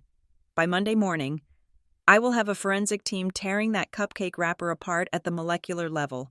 And when we walk into that courtroom, we won't just be defending your sanity. We will be indicting their morality. He opened the door and stepped out, leaving me alone in the room. But the room felt different now. It wasn't a prison cell anymore. It was a command center. I looked at the folder on the tray table. The Hartwell Trust.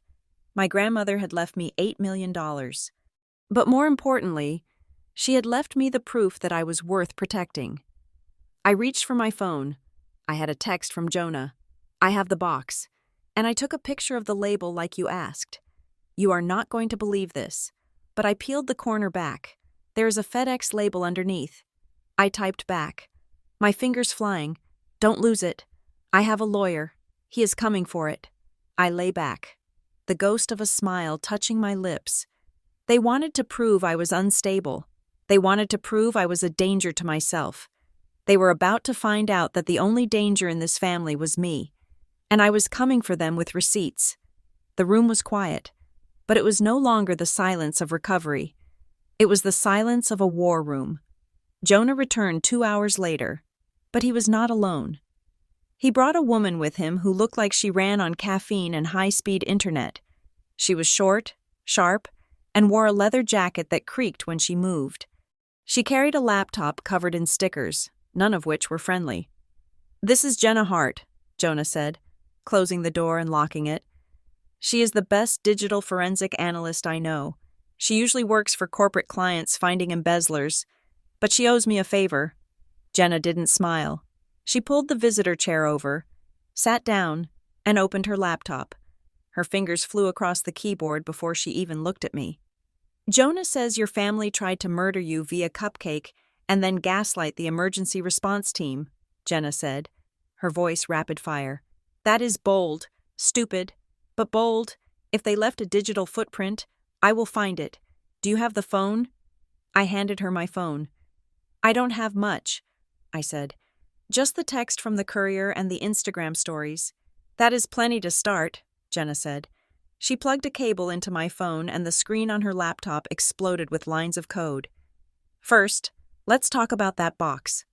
Jonah sent me the high-resolution photos of the label he peeled back. She tapped a key, and an image filled the screen. It was the nut-free sticker, magnified 50 times. See this? Jenna pointed to a series of microscopic yellow dots on the white background of the label. Most color laser printers leave a machine identification code. It is invisible to the naked eye, but it tells you exactly which printer printed the document. I ran the pattern. She looked at me, her eyes dark and serious.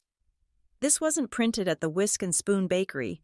It was printed on a Hewlett-Packard LaserJet Pro, registered to a residential IP address in Connecticut. Specifically, an address on Highland Drive.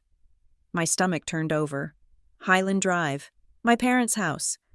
So they bought regular cupcakes, I said, my voice shaking. And they printed a fake safety label at home to paste over the warning. Twist number 1, Jenna said grimly. But it gets worse. The shipping label underneath. It wasn't a standard courier label. It was a prepaid overnight label generated from a corporate account. White & Associates Real Estate. She pulled up another window. I tracked the package ID. It wasn't picked up from a bakery. It was dropped off at a FedEx box at 4 o'clock yesterday afternoon, 2 miles from your parents' house. The contents declared were documents. They lied on the shipping manifest. I leaned back against the pillows. feeling the cold calculation of it. They hadn't just been negligent, they had manufactured a weapon. They had taken something deadly, disguised it as something safe, and used their own office supplies to ship it. "Okay," I said, the shock turning into a cold, hard rage. "What else?"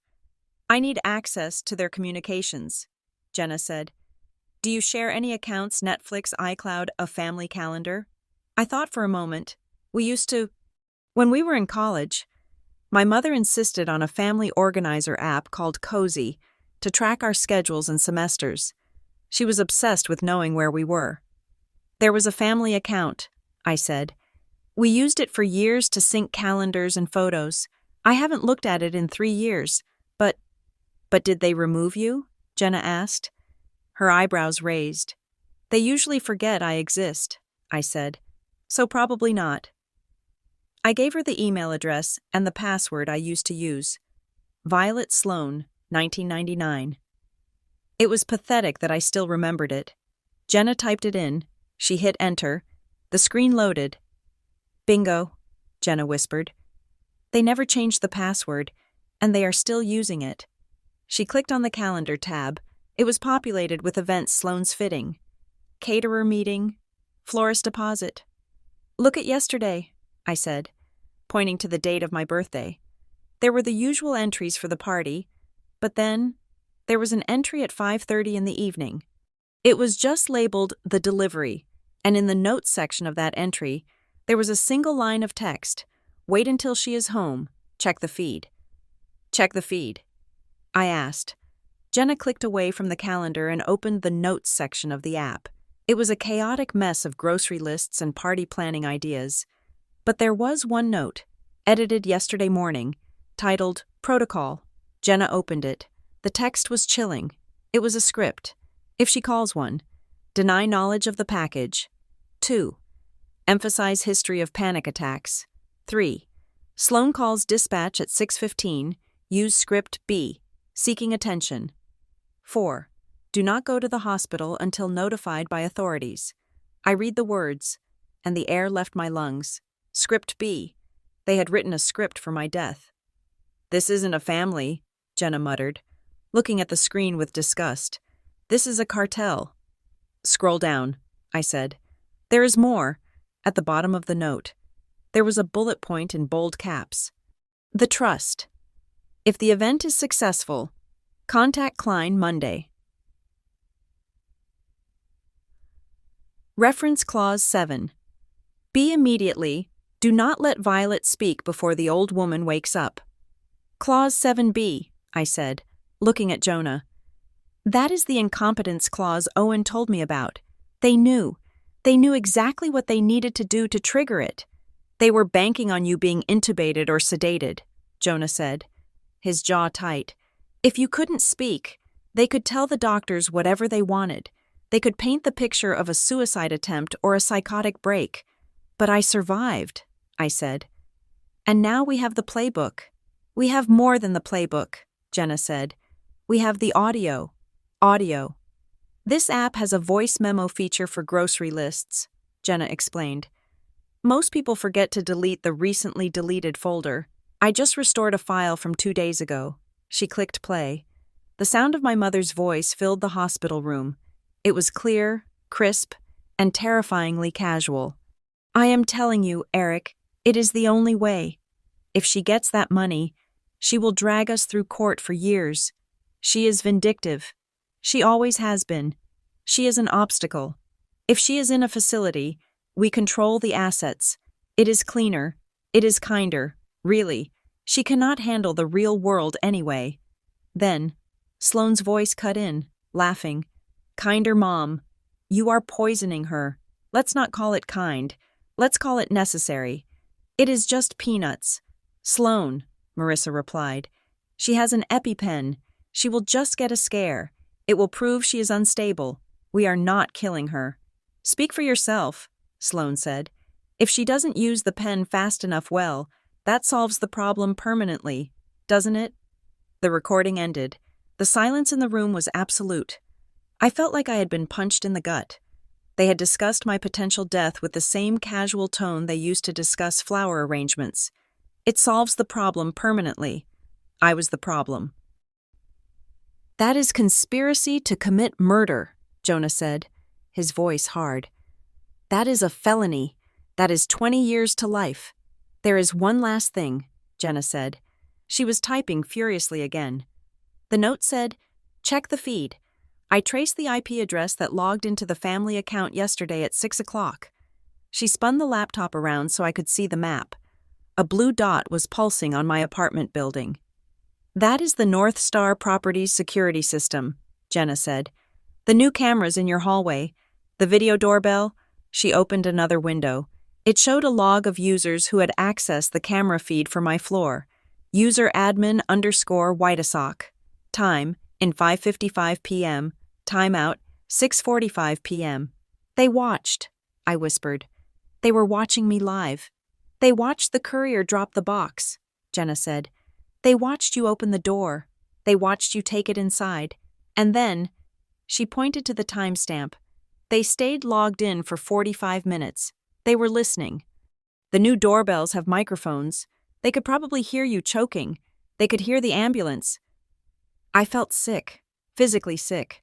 I imagined my mother and sister, sitting in their living room, an iPad propped up on the coffee table, watching the digital feed of my hallway, waiting for the paramedics to drag my body out. They watched to see if the plan worked, I said. They watched to make sure I didn't leave the apartment to get help. This is surveillance, Jenna said. This is stalking. This is wiretapping. She closed the laptop with a snap. Violet, Jenna said, looking me dead in the eye. I see a lot of bad things in my line of work. Cheating spouses, corporate spies. But this is not a family drama. This is a highly coordinated extraction operation. She leaned forward, her expression grave. This is money plus power, plus a secret they will not let you live to tell. They have exposed themselves on 6 different digital fronts because they are arrogant. They think you are stupid, they think you are weak, and they think they own the infrastructure. They do own the infrastructure, I said. They own the building, they own the account, but they don't own the data, Jenna said, patting her laptop. I do. I have mirrored everything. I have downloaded the audio, the logs, the notes. I have backed it up to 3 different servers in 3 different countries. They can burn their house down tonight, and I would still have the proof. Jonah put a hand on my shoulder. We have enough to go to the police. Violet, right now. No, I said. Not yet. I looked at the black screen of the laptop, seeing my own reflection. I didn't look like the scared girl who had arrived yesterday. I looked like someone who had just been handed a loaded weapon. If we go to the police now, they will hire expensive defense lawyers, I said. They will claim the recording was taken out of context. They will claim the notes were hypothetical. They will make bail. They will be at the country club by dinner. So what do? Jonah asked. We stick to Owen's plan, I said. We let them walk into the trap. We let them stand up in front of the hospital board and the family and claim that I am crazy. We let them lie on the official record. I looked at Jenna. Can you get this data to Owen Klein by tomorrow morning? I can get it to him in 10 minutes, Jenna said. Encrypted. Do it, I said. I looked out the window. The sun was setting, casting long shadows across the parking lot. Somewhere out there, my mother and sister were probably congratulating themselves. They thought they had survived the scare. They thought they had successfully spun the narrative. They didn't know that the unstable daughter had just become the most dangerous person in their world. Jenna, I asked, can you do one more thing? Name it. Can you change the password on the family account? I asked. Lock them out. Tonight. Jenna grinned, a sharp, predatory smile. Consider it done. Let them wake up to an access-denied screen. Perfect, I said. I laid my head back. I was exhausted, but my mind was racing. Wait until she is home. Don't let Violet speak. I closed my eyes. They wanted silence. I was going to give them a symphony of evidence. "Jonah," I said softly, "make sure you keep that cupcake box safe. It is the star of the show." "It is in a biohazard freezer," Jonah said. "It is not going anywhere." "Good," I said, "because neither am I." Sunday morning in a hospital does not feel like a day of rest. It feels like a holding pattern, a suspended breath between the crises of Saturday night and the administrative reality of Monday morning. My room had transformed from a place of recovery into a tactical command center. The lilies my mother had brought sat wilting in the corner, ignored, while the tray table was covered in files, hard drives, and legal pads.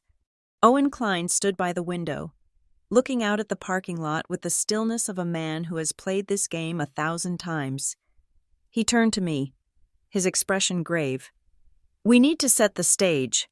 "Violet," Owen said, "we cannot just file a motion and wait for a court date. If we do that, they will have weeks to manufacture evidence against you. They will hire their own doctors to review your file. They will depose your friends. They will bury us in paper. So we ambush them," I said. Sitting up, the IV was gone, replaced by a small bandage, but I still felt the phantom itch of the needle. "We invite them," Owen corrected. "We call a family meeting, here, today.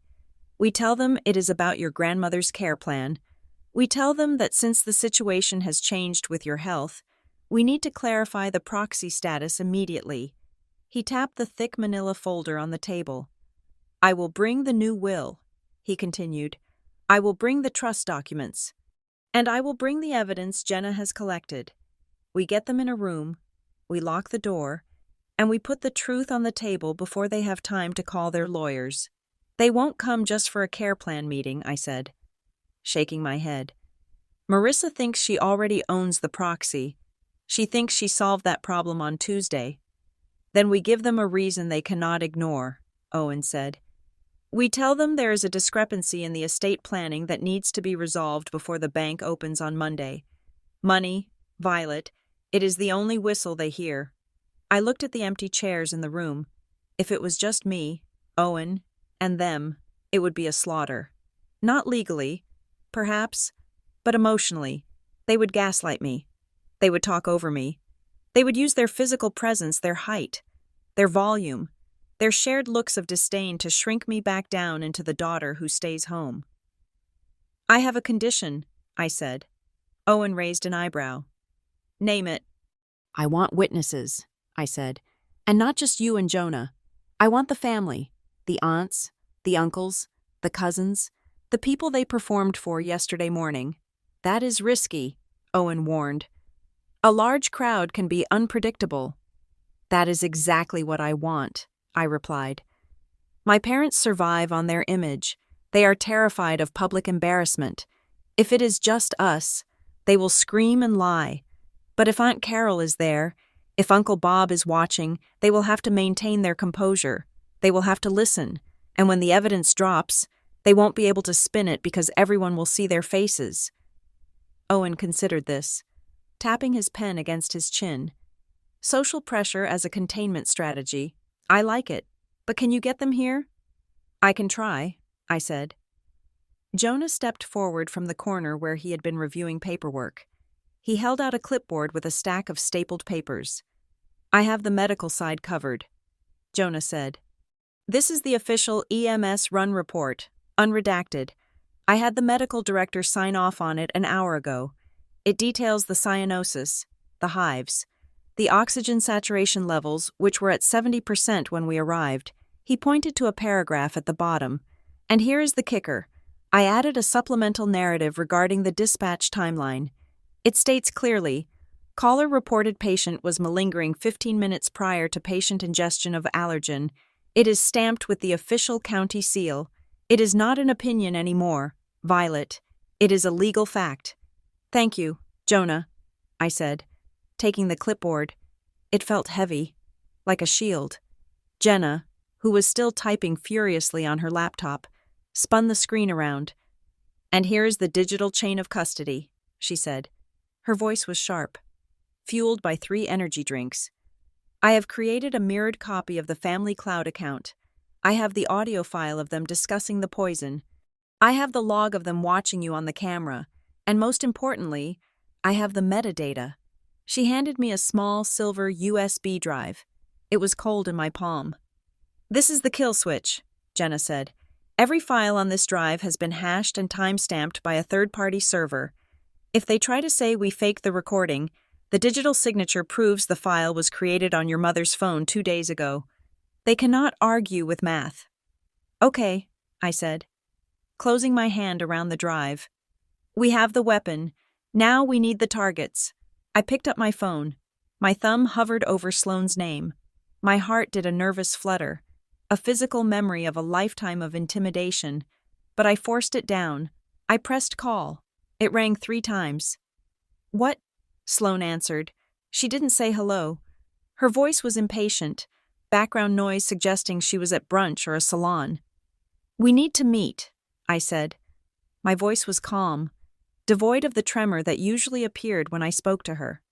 At the hospital. Grandma's room, 5 o'clock. I am busy, Violet. Sloane sighed. We did the hospital visit yesterday. We are done performing for the weekend. I have a spa appointment. Cancel it, I said. Excuse me? I said cancel it, I repeated. Owen Klein is here. He has the updated version of Grandma's will. The one she wrote 6 months ago. There was silence on the other end. Total, vacuum-sealed silence. I could practically hear the gears turning in her head. She knew about the will, or at least, she suspected it, but hearing that the lawyer was actually presenting it changed the game. I thought she hadn't signed it yet, Sloane said, her voice dropping a guarded octave. She did. I lied. Or maybe it wasn't a lie. I wasn't sure what version they knew about, but I needed them to believe the threat was real. And there are changes regarding the trust fund that take effect immediately, regardless of her coma status. Another pause, a long one. I knew what she was thinking. She was thinking about the incompetence clause. She was thinking, perfect. We go there. The lawyer reads the will, and I present the evidence that Violet is unstable. I take control of the trust today. She thought she was walking into a victory lap. Fine, Sloane said. 5 o'clock, but don't make this dramatic. Violet, Mom is already exhausted from dealing with your little episode last night. Just be there, I said. And bring Dad. I hung up. I didn't give her a chance to ask questions. Then, I started on the B list. I called Aunt Carol first. She was the family gossip, the conduit through which all information flowed. If I told her, everyone would know within the hour. Aunt Carol, I said, pitching my voice to sound fragile but earnest. It is Violet. I am sorry to bother you. Oh, honey, how are you feeling? She asked, her voice dripping with the fake sympathy she had worn yesterday. I am better. Thank you. Listen, there is going to be a reading of Grandma's medical directives and estate updates today at 5 in her room. The lawyer insisted the whole family be present so there is no confusion. The whole family? Carol asked, sounding intrigued. Your mother didn't mention it. She is just so overwhelmed, I said. She asked me to make the calls. It is really important. Aunt Carol, Grandma wanted everyone to witness her wishes. It would mean a lot to me if you were there. Well, of course, Carol said. I could hear the excitement in her voice. A will reading was drama, and Carol lived for drama. I will call Uncle Bob. Should we tell the cousins? Yes, I said. Everyone, please. I hung up and let out a breath I felt like I had been holding for 25 years. They are coming, I said to the room. You played that perfectly, Owen said, nodding with approval. You gave them the bait, the money, and you gave the audience a ticket to the show. Now we wait, Jenna said, shutting her laptop. I need to go see her, I said, standing up. I need to go see Grandma. She is in the ICU, Jonah said. Strict visiting hours, but I know the charge nurse. I can get you in for 10 minutes. Please, I said. I walked down the long, sterile hallway to the intensive care unit. The air here was different, colder, heavier. It smelled of ozone and despair. Room 304 was dimly lit. The only light came from the banks of monitors stacked around the bed like a fortress. Grandma Lillian lay in the center of it all. She looked so small. The stroke had stolen her vitality, leaving behind a shell that breathed in mechanical rhythms. Her silver hair was fanned out on the pillow, looking thinner than I remembered. I walked to the side of the bed and took her hand. It was frail, the skin like parchment paper over brittle bones. "Grandma," I whispered. The machine hissed. Whoosh, click, whoosh. "They tried to kill me," I said softly. "You were right. You were right about everything." I looked at her face, searching for a flicker of movement, a sign that she was still in there. "They sent me cupcakes," I told her, tears finally spilling over. "Lavender and lemon, just like we used to make. They used our memory to poison me." I squeezed her hand. "But I didn't die, and I found the letter, and I found Owen." I leaned in close to her ear, ignoring the beeping of the cardiac monitor. "Tomorrow, I am going to blow it all up. Grandma, I am going to play the recording. I am going to show them the tracking logs. I am going to show everyone who they really are." I felt a sudden wave of fear. "I am scared," I admitted. "I am so scared they will win anyway. They always win. They are so loud, and I am so me." Then, I felt it. It was faint. So faint, I almost thought it was a muscle spasm. But her fingers, wrapped in mine, tightened, just a fraction of an inch. A tiny, weak pressure against my palm. I froze. I stared at her hand. "Grandma." She didn't move again. Her face remained slack, but the squeeze had been real. It was a signal, a transmission from the deep ocean of her coma. Do it. That tiny pressure gave me more strength than 1,000 pep talks. She was fighting in there. She was holding on. And if she could hold on while her brain was bleeding, I could hold on while my voice shook. "Okay," I whispered. "I hear you." I wiped my face with my sleeve. "Stay with me," I said. "Just for one more day. I need you to be the reason we are all in that room. Just keep breathing." I kissed her forehead. It was cool and smelled of hospital soap. But underneath, faintly, I could still smell the lavender. I walked out of the ICU. Jonah was waiting for me by the double doors. "You ready?" he asked. "No," I said honestly, "but I am going to do it anyway." I looked at the clock on the wall. It was 4 o'clock, 1 hour until showtime. I went back to my room to change. I didn't have my own clothes, just the ones I had almost died in, which were bagged up as evidence. So I asked Jenna to go to the hospital gift shop. She came back with a gray oversized sweatshirt and black leggings. It wasn't a power suit. It wasn't the armor Sloan would have worn, but it was clean. I went into the bathroom and splashed cold water on my face. I looked at myself in the mirror. My eyes were still slightly puffy, my skin pale. I didn't look like a hero. I looked like a victim. "Good," I told my reflection. "Let them see the victim. It will make the knife twist deeper when the victim fights back." I walked back into the room. Owen had arranged the chairs in a semicircle facing the bed. He had set up a small table for his files.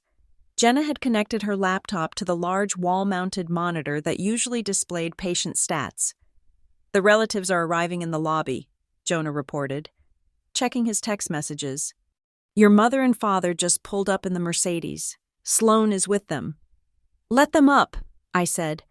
My heart began to hammer against my ribs. A heavy, painful thud. This was it. The trap was set. The players were taking their marks. I sat on the edge of the bed, my feet dangling, looking small and defenseless. I folded my hands in my lap. I lowered my head.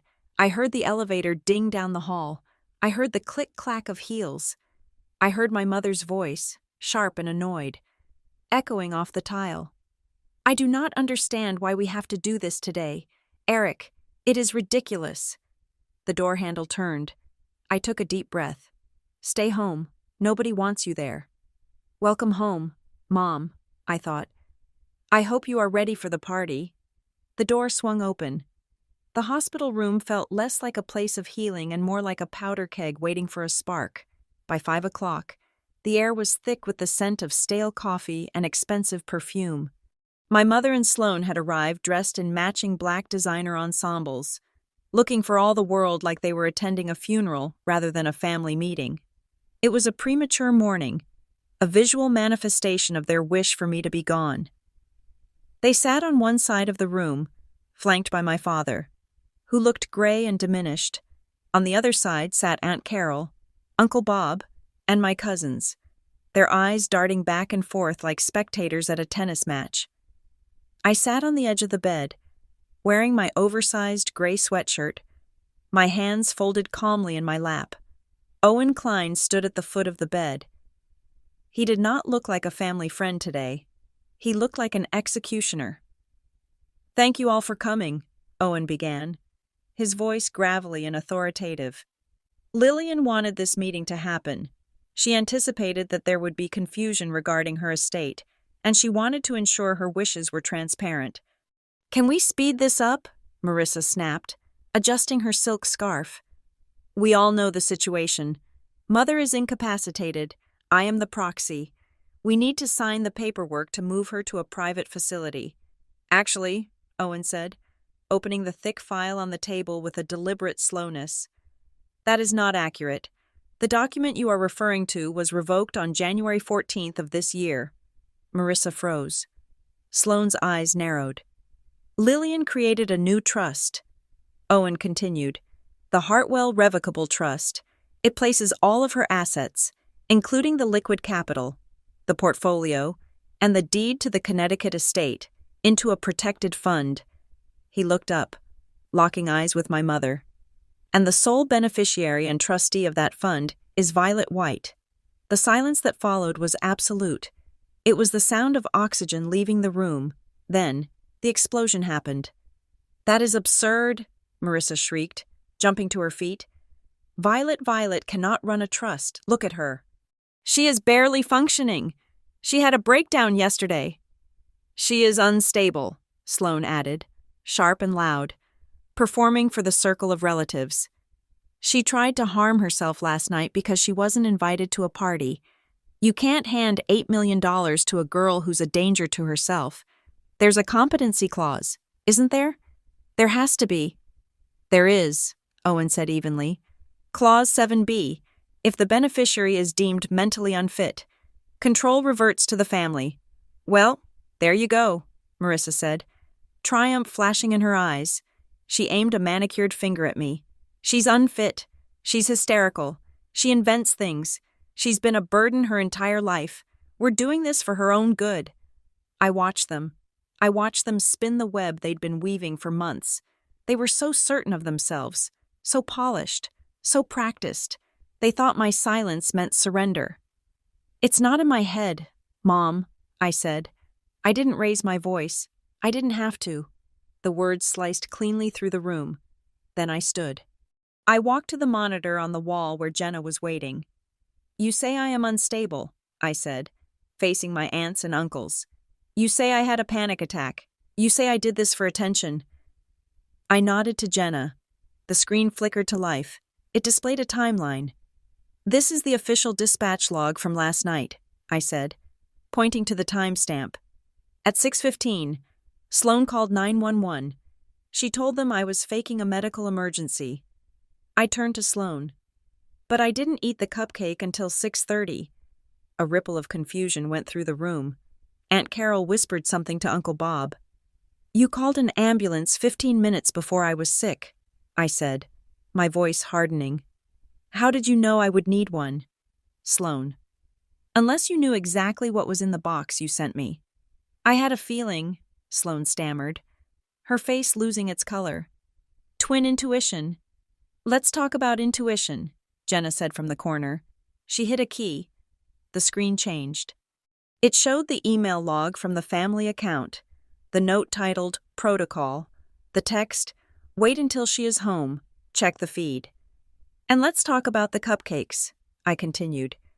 "You put a nut-free sticker on them, but the lab report from the cupcake box, which the paramedic saved, by the way, shows traces of peanut oil so concentrated it was basically a weapon." "That is a lie," Marissa shouted. You planted that. You are trying to frame us because you are jealous of your sister. Am I? I asked. Jenna, play the audio. The room went deathly still. Jenna pressed play. Marissa's voice, clear and undeniable, filled the hospital room. If she is in a facility, we control the assets. It is cleaner. It is kinder. Really. Then Sloane's voice. If she doesn't use the pen fast enough, well, that solves the problem permanently. The recording ended. Uncle Bob stood up slowly, his face red. Marissa, he said, his voice shaking. Is that you? Did you say that? It is taken out of context, Marissa screamed, looking around wildly. We were talking about a dog, a sick dog. You don't have a dog, I said flatly. Marissa turned to Eric. Do something. Tell them she is crazy. But Eric was staring at the floor. He looked like a man who had just realized the ground he stood on was made of quicksand. You told me the trust was for everyone, Eric whispered. You told me we were doing this to save the company. We are, Marissa hissed. We need that money. Eric, we are bankrupt. And that brings us to the final piece. Owen interrupted. He pulled a thin, yellowed envelope from his jacket pocket. The truth file. He held it up. Lillian didn't just change her will because she heard you plotting. Owen said. She changed it because she finally decided to tell the truth about Violet. He opened the envelope and pulled out a birth certificate.